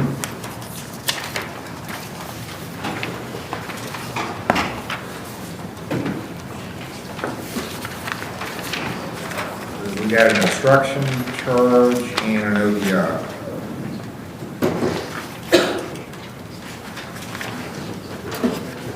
So, you need to come back for another pretrial after you've had a chance to familiarize yourself with the file. Yes. 19th, 22nd, or 29th? The 19th or 29th, Your Honor. I have a trial on the 22nd, so. Let's do the 29th. Okay. January 29th will be the next hearing. Pretrial at 10 o'clock. All right. Thank you, Your Honor. You're welcome.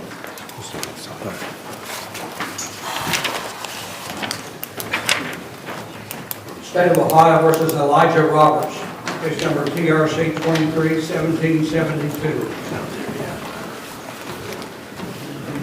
Mr. Eaches is representing Mr. Roberts, set for pretrial. Thank you, Your Honor. I discussed this case with Mr. Hill this morning. There was one outstanding discovery issue that we resolved this morning. I have filed a motion to suppress. It's a very narrow issue, Your Honor. It's the issue is a statement, so there's not going to be an issue with any type of chemical test or field sobriety. I'd ask the court for about a half hour of your time for a motion hearing, Your Honor. I've looked at my Fridays for the next couple months if the court looks at the docket and suggests a date.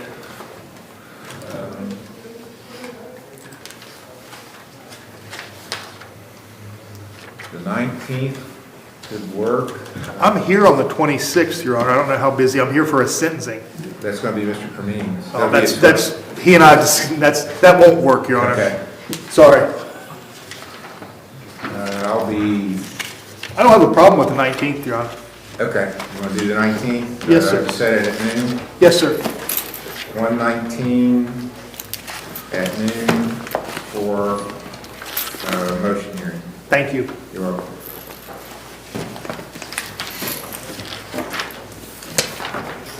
State of Ohio versus William R. Price, case number CRA 23703, CRB 23704. William R. Price.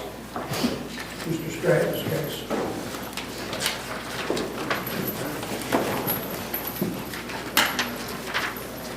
Mr. Stratton said preliminary hearing and pretrial. You have anything from Shannon? They said all you have to do is call them and I'll give you the information. Your Honor, he's currently involved with Shawnee Mental Health. If they're going to be. That's one enforcement, right? No, it's in Colgrove. Colgrove, okay. It's in Colgrove, Your Honor. I don't have a letter today, but Not surprising. It's just hard to get reports from. yeah, he said he signed the release. In my experience, that's what my experience. Yeah, eventually they'll hold it. I even called you yesterday and they'll let you know. Okay, that's fine. You want what? We're gonna modify the protection order. Your Honor, Ms. Mershon, the alleged victim, is here. She does not require a protection order at this time, but she does want Mr. Price to continue with his counseling. So I think there was one issue, so you want to withdraw, ma'am, the protection order? Yes, sir. All right. And no one's coerced you or threatened you to ask for this? Your Honor, I will make sure myself that I get a report from Shawnee Mental Health next time. I'll get it myself. So. At the request of Ms. Mershon, the protection order is dropped as of today. So there's no more protection. Okay, I'll get that report. So he's going to continue at Shawnee. We'll come back in the future and we'll get a report of how that's going. Yes. We want to do that in about a month. About a month. So,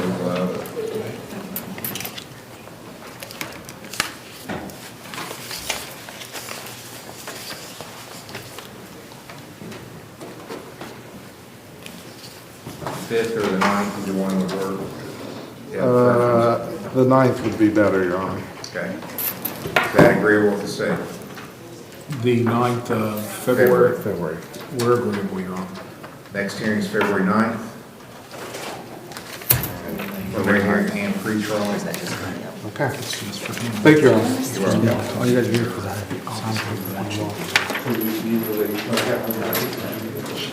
all right, we got time.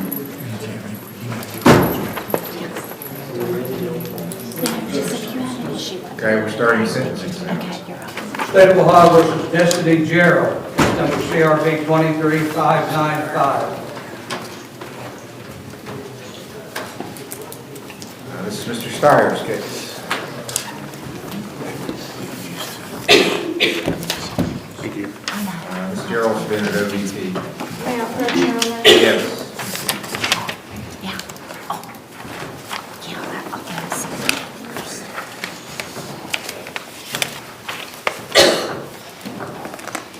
Your Honor, Ms. Gerald graduates our program today, and she was required to go to the HAWK program in Huntington, West Virginia, so she will be continuing there once they have her bed next week.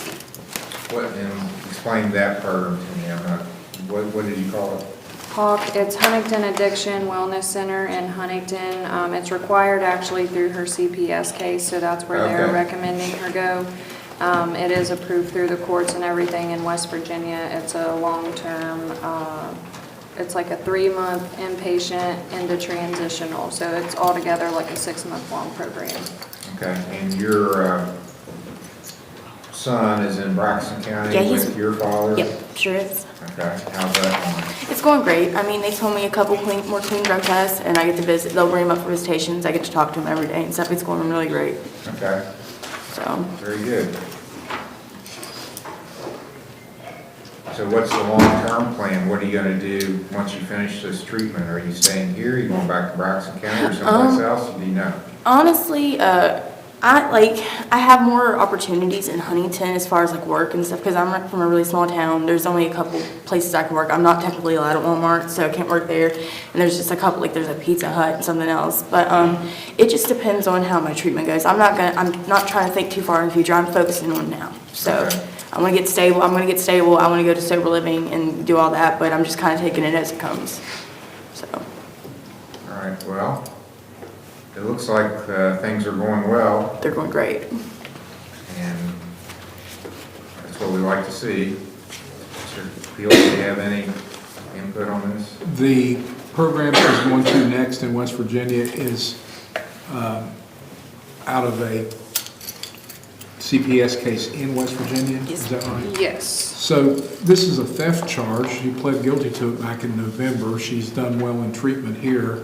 So I guess we'd be okay if she went ahead and was sentenced on that and closed her case here. Okay. We would have no objection to that, Your Honor. Anything else you want to tell me, Ms. Gerald? I just appreciate everything. I mean, I'm doing a lot better because of this, so. Well,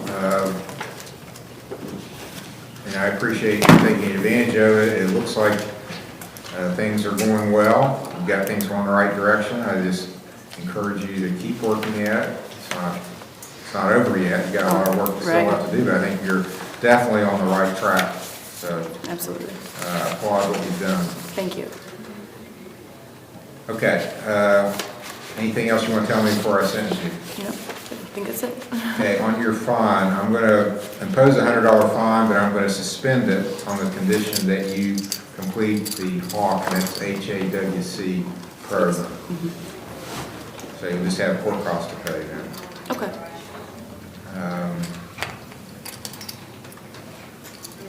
HAWC.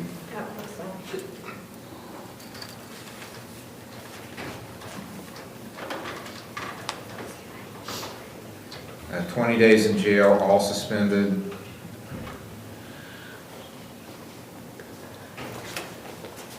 Uh, 2 years of level 4 probation.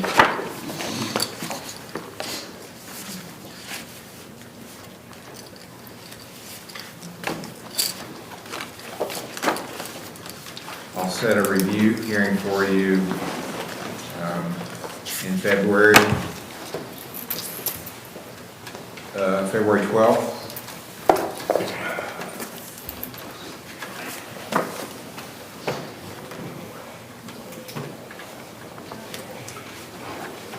Where's that? I'm not familiar with this HAWC program. Will you be at a particular location or? It's at, the address is 1236 Fifth Avenue in Huntington. It's where the old day report center used to be. Oh, it's right downtown. But That's beside right. Creative Kitchens, Judge. Yeah. Okay.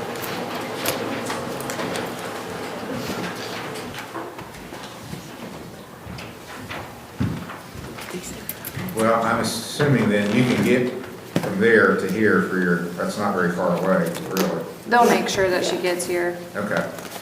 February 12th at 9 a.m. will be your next hearing here in the court. Good luck. Keep working. Thank you. One more question. Level Yes. 4 probation, do I have to like report or I'm not sure? You'll go talk to the probation officer. Okay. Yeah, go talk to Mr. Major, he'll give you the paperwork. Really, the only time you'll have to report next will be at this February 12th hearing. Okay. All right, thank you. You're welcome. Thank you, Your Honor. Thank you. You're welcome. State of Ohio versus Beverly M. Hines, case number TRC 23-182, TRC 22-2783, A and B. Beverly Hines, You mean Brandy?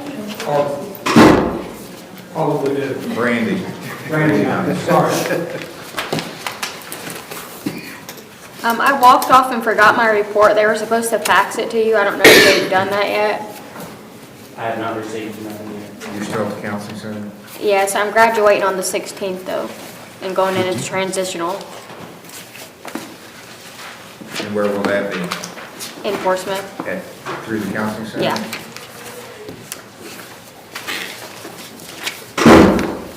The last report I have is dated November 15.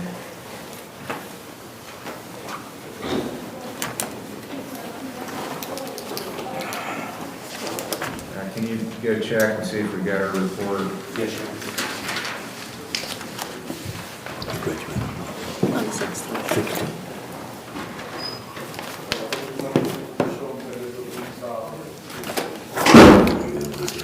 Transitional.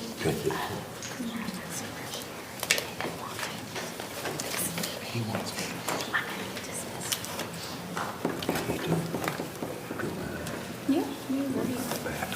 Better than ever.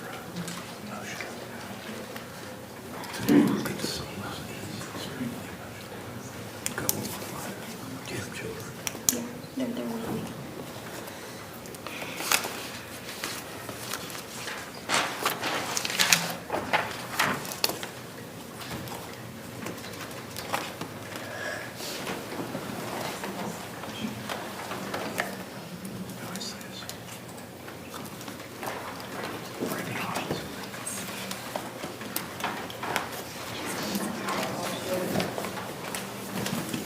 We have not received one. Okay, let's, Mr. Morford or someone, I'd like to get a report, and then we'll go ahead and sentence if we can get a report from the counseling center. So let's try to rush off the report, we'll recall after that happens. I'll call her and have her beside me because they may not tell me anything due to the release issue. It's fine. State of Ohio versus David L. Mills, case number CRB 23758 and CRA 249.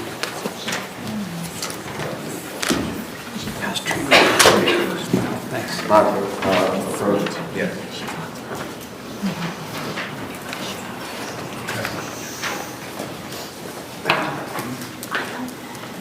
I'm David Mills.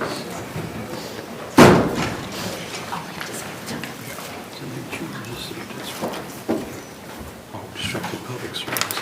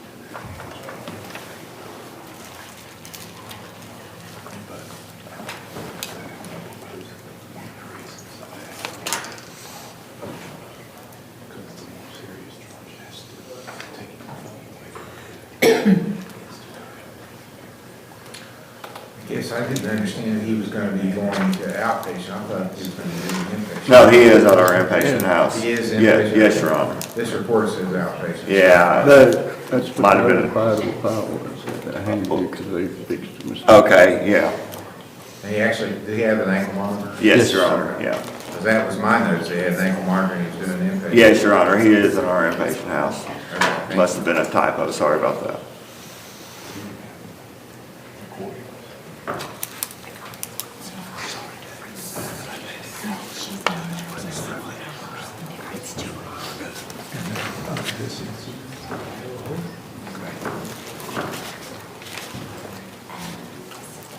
Now he's got, there's another charge filed that's out of the Yes. same incident. Judge, if you want to appoint me, I would enter not guilty plea and be happy to represent him on that case, which also involves the other case. Okay, I'll appoint Mr. Smith, the waiver reading. Yeah, Judge, waiver, yes, enter not guilty plea. And it's a good report, so. Yeah. What's the state's position on bond and going forward? We're not opposed to the same conditions, the same bond. We still want, of course, the protection order to apply, and to apply to both cases. Okay. Protection order will remain in effect. She said someone from the counseling agency might get it from her. They could get it, yeah, you'd have to do it. Yeah. It's a good time. She got there. Today, tomorrow. Yeah. It's a good time.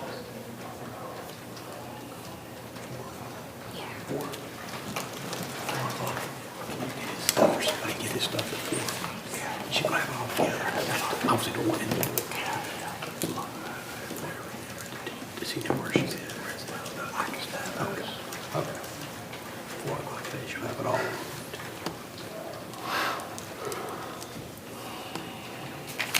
So, anything else? My plan then would be for him to stay in treatment, come back in another month approximately. I'm here I think the 5th. Date I just got, I thought I just set one for the 5th.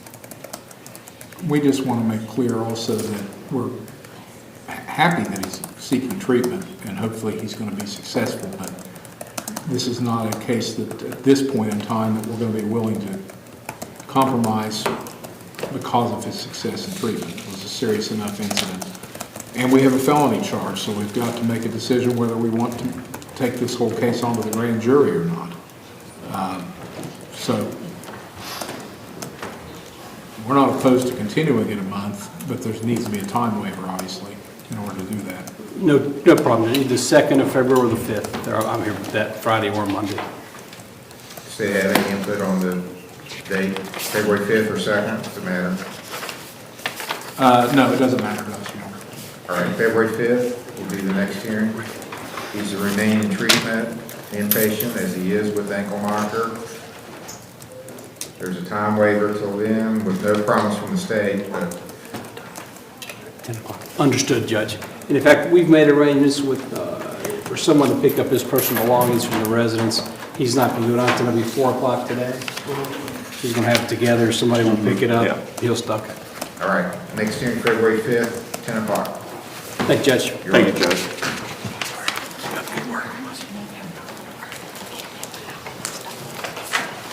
State of Ohio versus Jeremy A. McMillan, case number TRC 22769, A, B, and C, TRC 22769, TRC 202410, A, B, and C. I was contacted about this. Jeremy had an opportunity to spend some time with family today and asked for a continuance. Okay. Some future date. Are you here Monday? Yes, this Monday? Oh, yes, I'm here. So I'm going to continue this. It's fine, Judge. I know he had surgery one time before it wasn't here, but that's good. I hope we didn't lose him again. Good. So I'll set the next hearing for January 8th. I'll be here. I'll have my secretary reach out to him. Taylor, I believe, is my contact. Okay.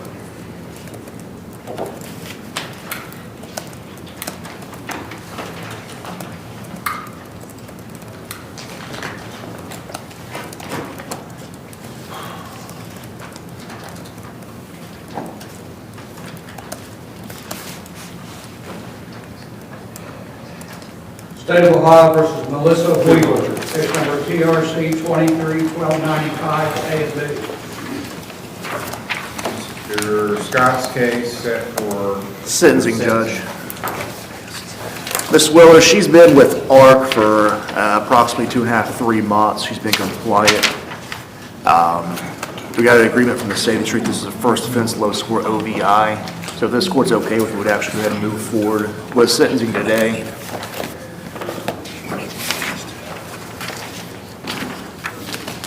Now, it's alleged there was a refusal on a prior in 2010. What's the, I'm not fresh on what the look back is for that. Well, if there's a refusal, it goes back 20, so that would be, this would be a first offense with a refusal and an additional 20, which is an enhancement to a minimum of 3 days in jail. Well, there's a question whether it was a valid refusal. Is my understanding we weren't treating it as a refusal.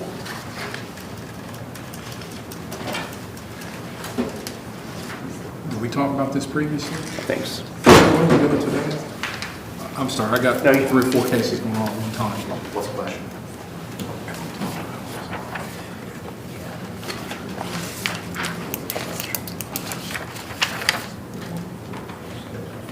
Oh, okay. All right, I do remember that. Okay. Oh, and we have someone from ARC? Yes. Wonderful. Can you give us a verbal report then? She's been doing really well. She's a couple of hours behind on group, but that was due to illness. But she's been very compliant with everything we've asked her to do. And she's always super kind and sweet when she's there. Thank you for, and would you state your name for the record? I'm Katie Smith, And your position with our, Community Liaison.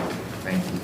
So, Your Honor, my memory was refreshed by Mr. Scott about the fact that there was a question about whether it was actually a refusal or not, and then there was also the issue that we wanted her to do treatment, and she was willing to do that. So if she had obtained a sufficient degree of compliance and success in the program, we were going to recommend to the court that it be treated as a regular first offense if she were to be sentenced. So I don't know if it's time to do that or not, but it sounds like she's done very well in treatment. She's been, when her initiation date was, when she started with? I have October. I believe, was it October? Yeah, I believe it was mid-October.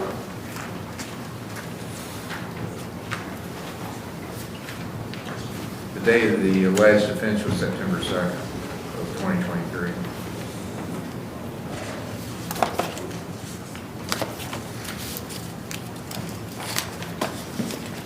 So what's the state's feeling? Do you want to monitor further, or you want to go ahead and conclude the sentencing?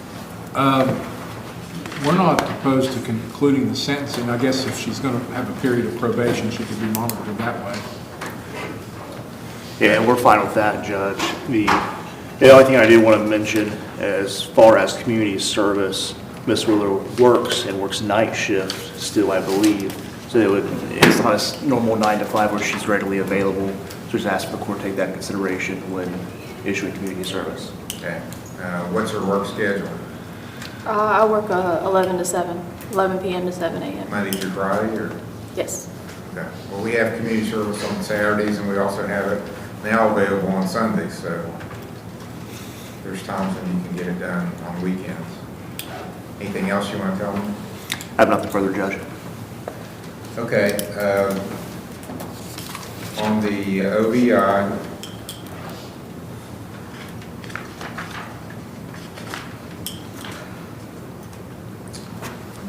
tell me about the refusal. It's alleged there was a refusal. Was there some dispute about that, or? Yes, so she took the PVT, that came back, she went with the trooper, she went back to the station, and it was Trooper Jewel who was issuing it. I watched the footage, Your Honor, and Trooper Jewel asked my client if she wants to take the test, and she goes, yes. And then he starts doing paperwork, and the test was never done. So to me, it was pretty clear she did not refuse. She would have been compliant. She took the PVT, took the standard field sobriety tests. So to me, that indicates that she would have taken the blood test back at the station, where any test offered, but it wasn't necessarily offered to her. State they gave you this one. We're satisfied with that explanation, Your Honor. All right.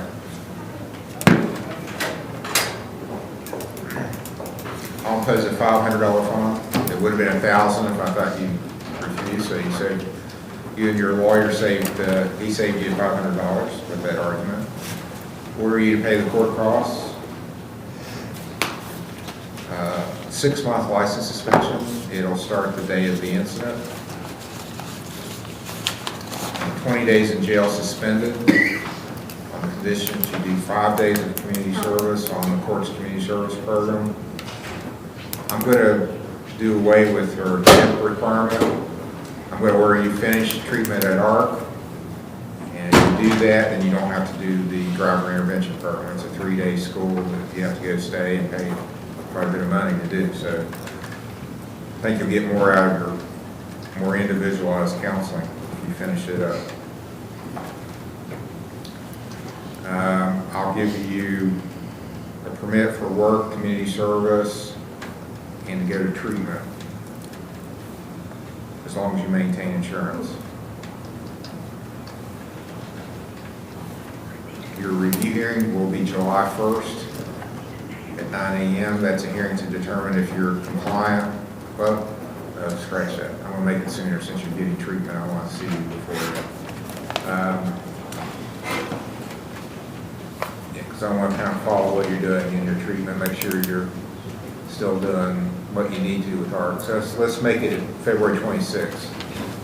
February 26th will be your first review hearing at 9 a.m. And then you've got a lane violation. That'll be a $20 fine.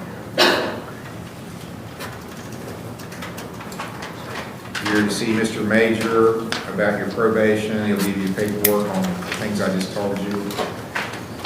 Stay with ARC and finish up what you need to do, and see you in 6 weeks or so for your next hearing.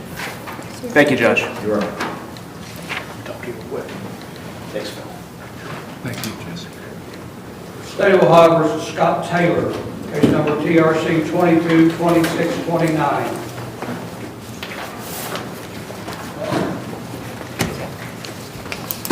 This is Mr. Smith's case.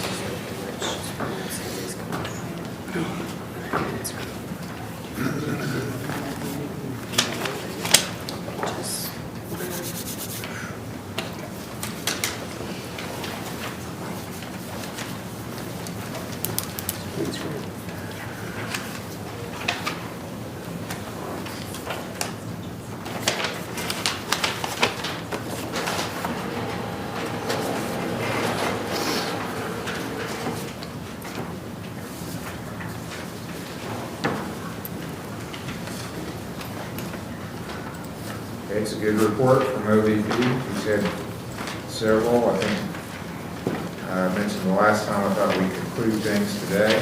No objection, Judge. I was just waiting to see how the report was, and it's, as he told me it would be.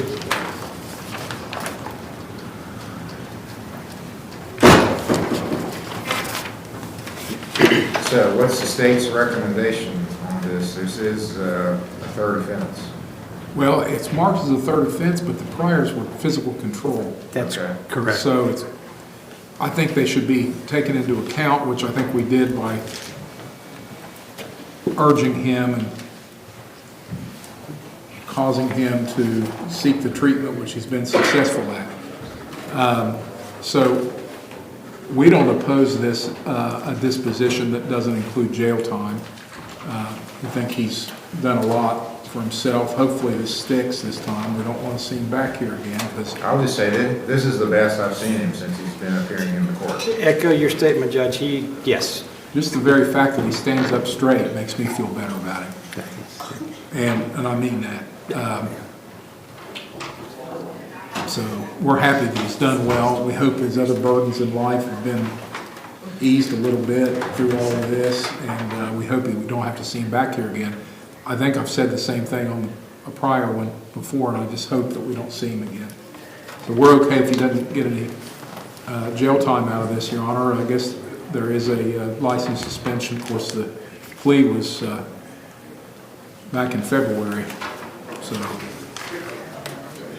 there was no test. So you're agreeable with you sentencing as a first, with maybe some acknowledgement that he had 2 prior physical control? Yes, and I think that the treatment that he's gone through goes a ways in making up for that, too. Judge, I would agree. I don't think the 3-day school would have done as well as he's done with some individual treatment. He stuck with it. As the court observed, he's doing well. I think hopefully it's the last time I see him, at least in this kind of setting. I think. All right, Mr. Taylor, anything you wish to say to the court before I finalize your sentencing? Yes, Your Honor, this is a big deal for me. I'm the only driver for my mother, and this whole failure to control thing kind of went a runaway train on my end, and they suspended 2 OVIs already on record somehow that was showing up on the state in Columbus, and it was showing up 2 OVIs for the failure to controls, and then it just kind of snowballed. So I don't know what's going on. The LexisNexis report kind of said that I had 2 OVIs, and they canceled my insurance immediately. So, and I'm the only driver, for the whole family. You need to get with the BMV to clear that. If I can help anyway, I'll do it. Because that's all. Once it gets to BMV, if they've mislabeled the convictions, we can. I'll work with you on that. It'll get sorted out. Yeah. Yeah, I don't mind doing that. Well, there was a failure to control conviction May 11th of 2022 here in this court. That sounds about right, first time one goes, Judge. And then physical control was also May 11th, 2022.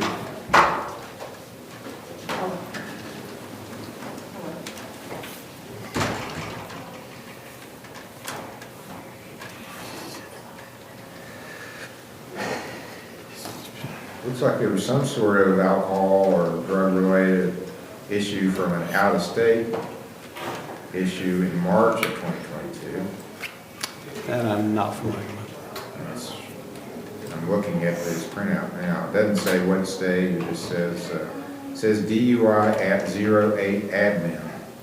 Conviction date, April 26, 2006, so that's really old. Oh, okay. And then there's another one, March 30th, 2022, DUI ALC/drug, 6/25/2007, out of state. Out of state, March. Looks like these all just got put on the record. And these were issues from some time ago, this one's July 7th, 2009. And there was a physical control out of this court in 21, September of 2021.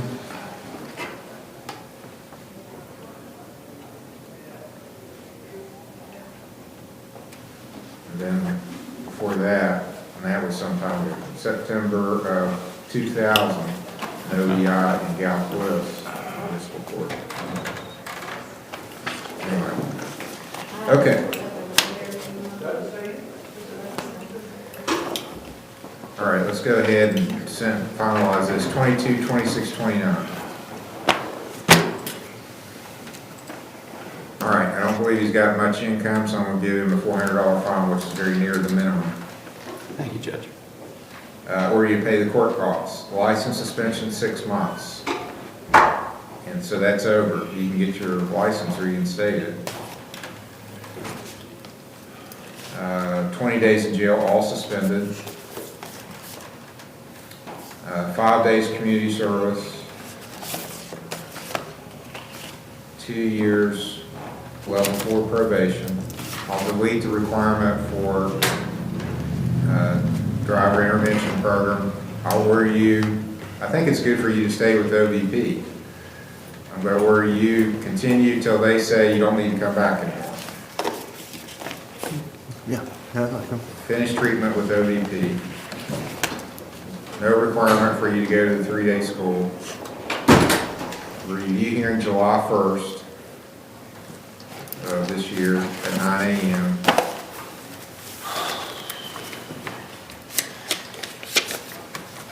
And that's it. See Mr. Major. You get a copy of your probation documents. Okay, thank you.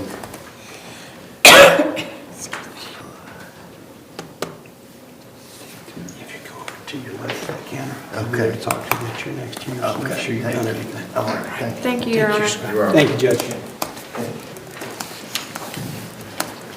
State of Ohio versus Brian Montroso, case number CRB 1733, CRB 15543A and B, CRB 14593, TRC 111387. Brian Montroso. Okay. No issue. Warrant for failure to appear. And he has a bond out, Mr. Sowers. I was just getting ready to ask you, Your Honor. Well, he's very reliable. When I heard his name, I knew he wouldn't be here. He waits for my call to tell him that he missed court and then he goes the next time. So I anticipate he'll be here Monday. All right. You'll get a warrant if he hasn't showed up in 7 days. Thank you, Judge.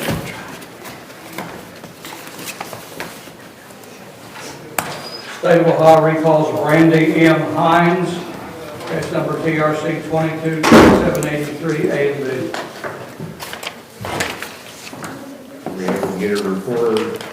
No, Judge, Ms. Hines has called Is TC? I caught him twice. Twice, and I've been seated out there next to the fax machine. No luck yet. I thought I'd come in and go with her and have her get them on the phone and then give them okay to discuss it with me and see if I can tell them, look, we've got a court waiting on your report or something. See if I can't get it here.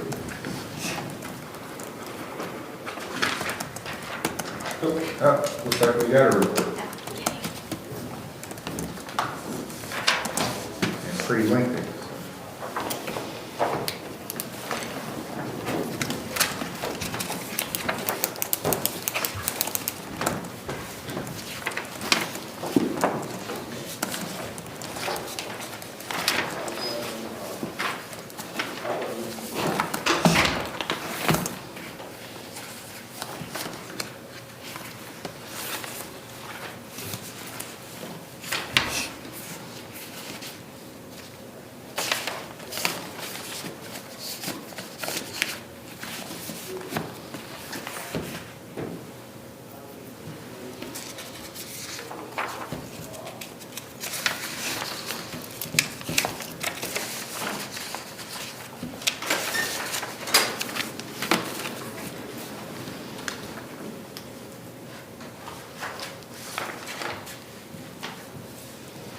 Okay, you want to, I'm assuming neither of you've seen this. No, Ron.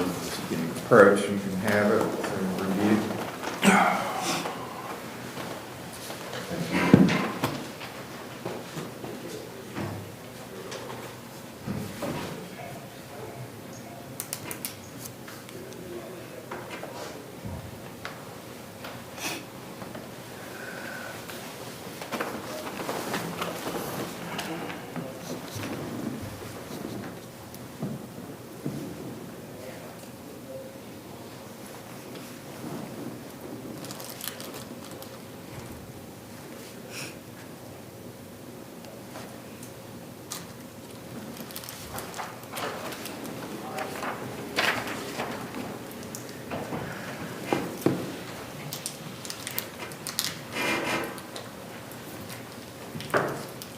Judge, I could add to that report that she is scheduled for graduation on January 16th.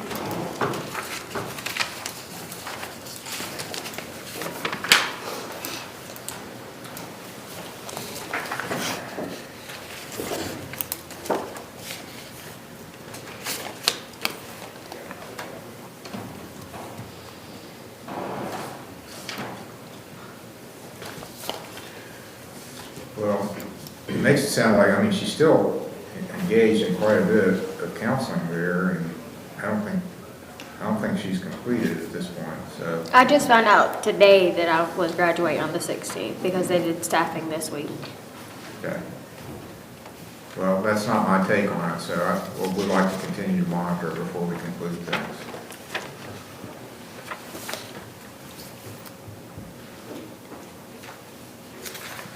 And she just started there.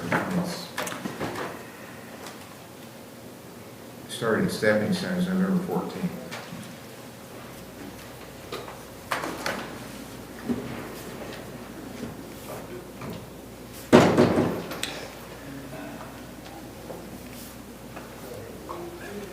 February 12th for, as a sentencing.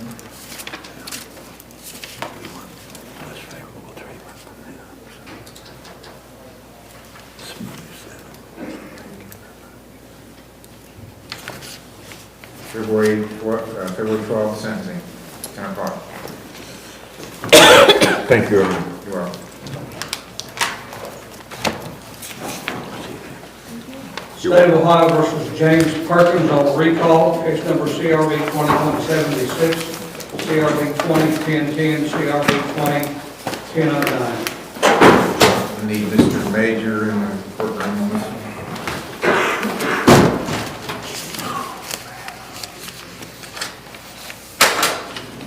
It's in the back, Your Honor. Okay.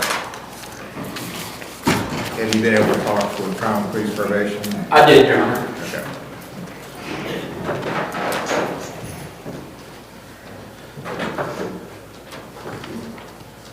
Put up that mark on our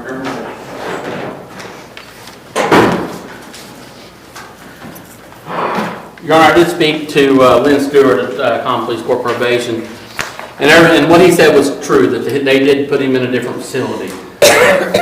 He did not notify this court of that. But they don't consider him in violation? They do not, Your Honor. He did tell me that he could pay off his the remainder of his fines today. And if that happens, my recommendation would be just to send him to Common Police Court and just have the case completed here. All right, is that correct, Mr. Perkins? Yes, sir. I have to be able to get it off my heart. But I have money I have to pay on it. All right, he can be released. The court closes at 4. If you pay it off today, well, here's what I'm going to do.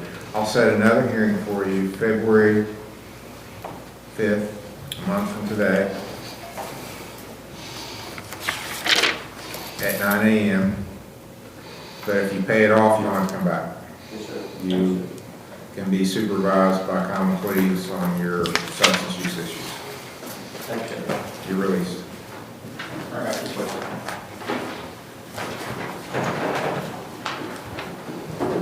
Stable High versus Stephen L. Murphy, case number TRC 2270, A, B, C, D, and E.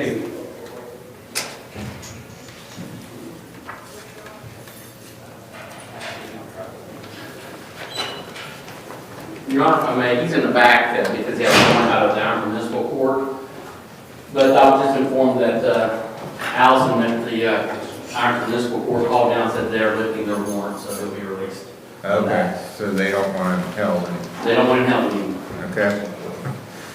So I'm breathe a sigh of relief. And that was the reason you were placed in the back, because I was informed that you had a warrant out of that court.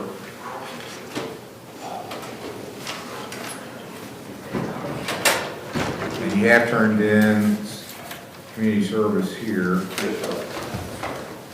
But you had failed to appear, it looks like you missed a hearing on the 18th. Do you have an explanation for that? I ended up showing up the 19th. I actually spoke to Mr. Baker, and there was a mix-up.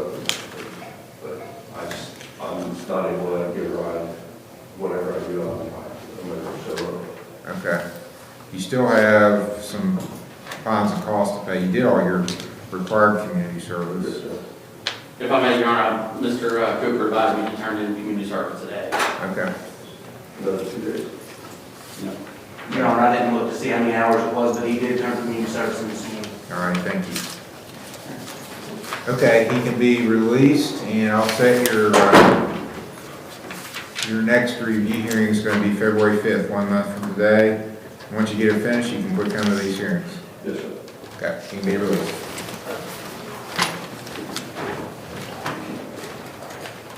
State of Ohio versus Gavin Montgomery, case number TRC 23937. Your Honor, I think Mr. Steyer would like to have a discussion in chambers before we proceed, Okay. if it's okay. This is the last. Okay, so Mr. Montgomery, I'm going to talk to the lawyers in chambers, and we'll come back, and after that's happened, here's Mr. Steyer now. So court's in recess to go into chambers. We can talk. You have a seat, sir. We'll come back.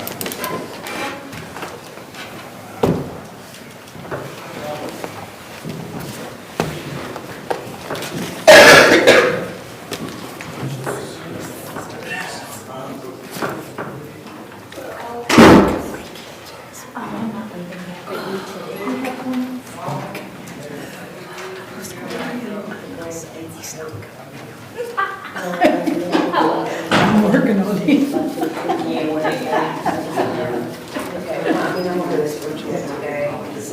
I'll just have it whenever you Have a good weekend. Oh, okay. I'll just bring it in. Kim, is Arlen here? He's not. Oh, He okay. messaged me this morning, said he couldn't make it today. Oh, okay.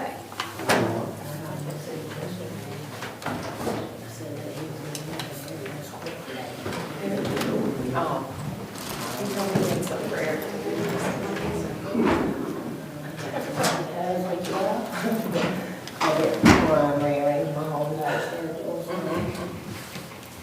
Because I was supposed to meet with a client right after SARS.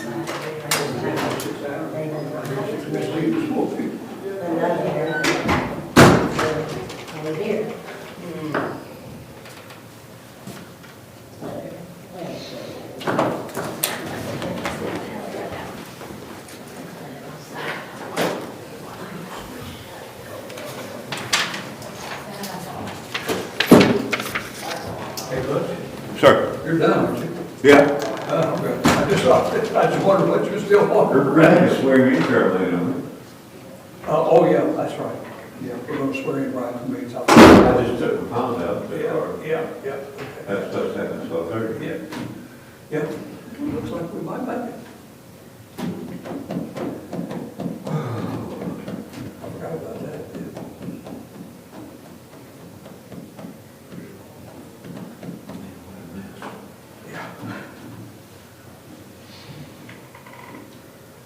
But I know I have to mess with that kind of stuff. Who never thought Yeah. we would come to this? Well, and he's moving towards having, hey, go bankrupt. I mean, I like that because like I said, it's office and pop. Yeah.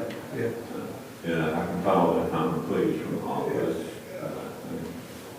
side of the county, Columbiana County does it. Yeah.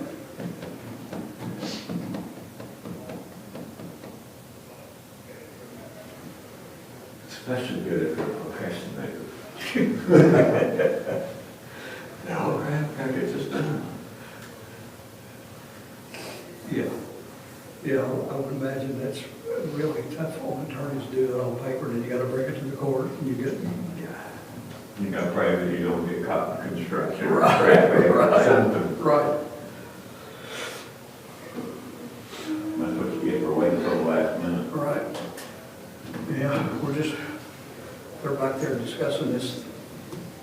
We're supposed to have a motion here now, but they're back here, the attorneys and prosecutors back here discussing it, so that's the last thing we have to do. I'm in the market here. Yeah. I got my proceed. That's right. Yeah, we got the swearing in after this.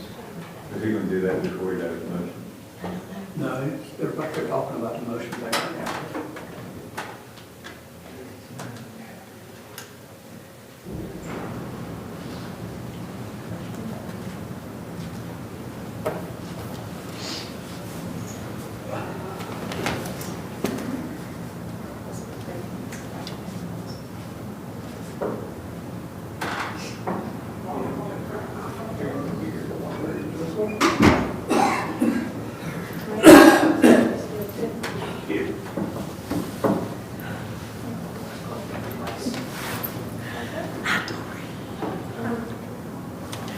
I think I'll swear Brian in. Oh, okay. Who's gonna do it? Judge Catherine? Good. Well, I see a policeman out here. Well, it's probably for the motion hearing today. Oh, okay. Hey, Jason. I got my set up my treadmill yesterday. Yes, and I got a bicycle. And I'm going to try to do the treadmill. I'll try to do it. I mean, if I can lose inches, I'd be happy. Yeah, I'd rather lose it. Yeah. I'll start tying up some class here and there. I'm going to come back. My family's. My legs. Well, my legs core, it's pretty solid. My arms aren't too bad. I know that. I've got clothes. I just don't want to stop all here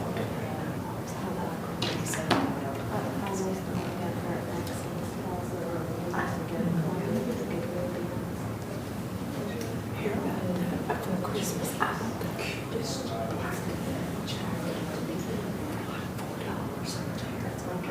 Oh my goodness. And it's real dressy. I can't wear much long because it makes me I have to have short ones. I love that.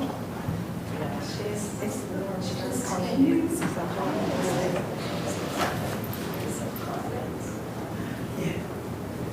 You want to wear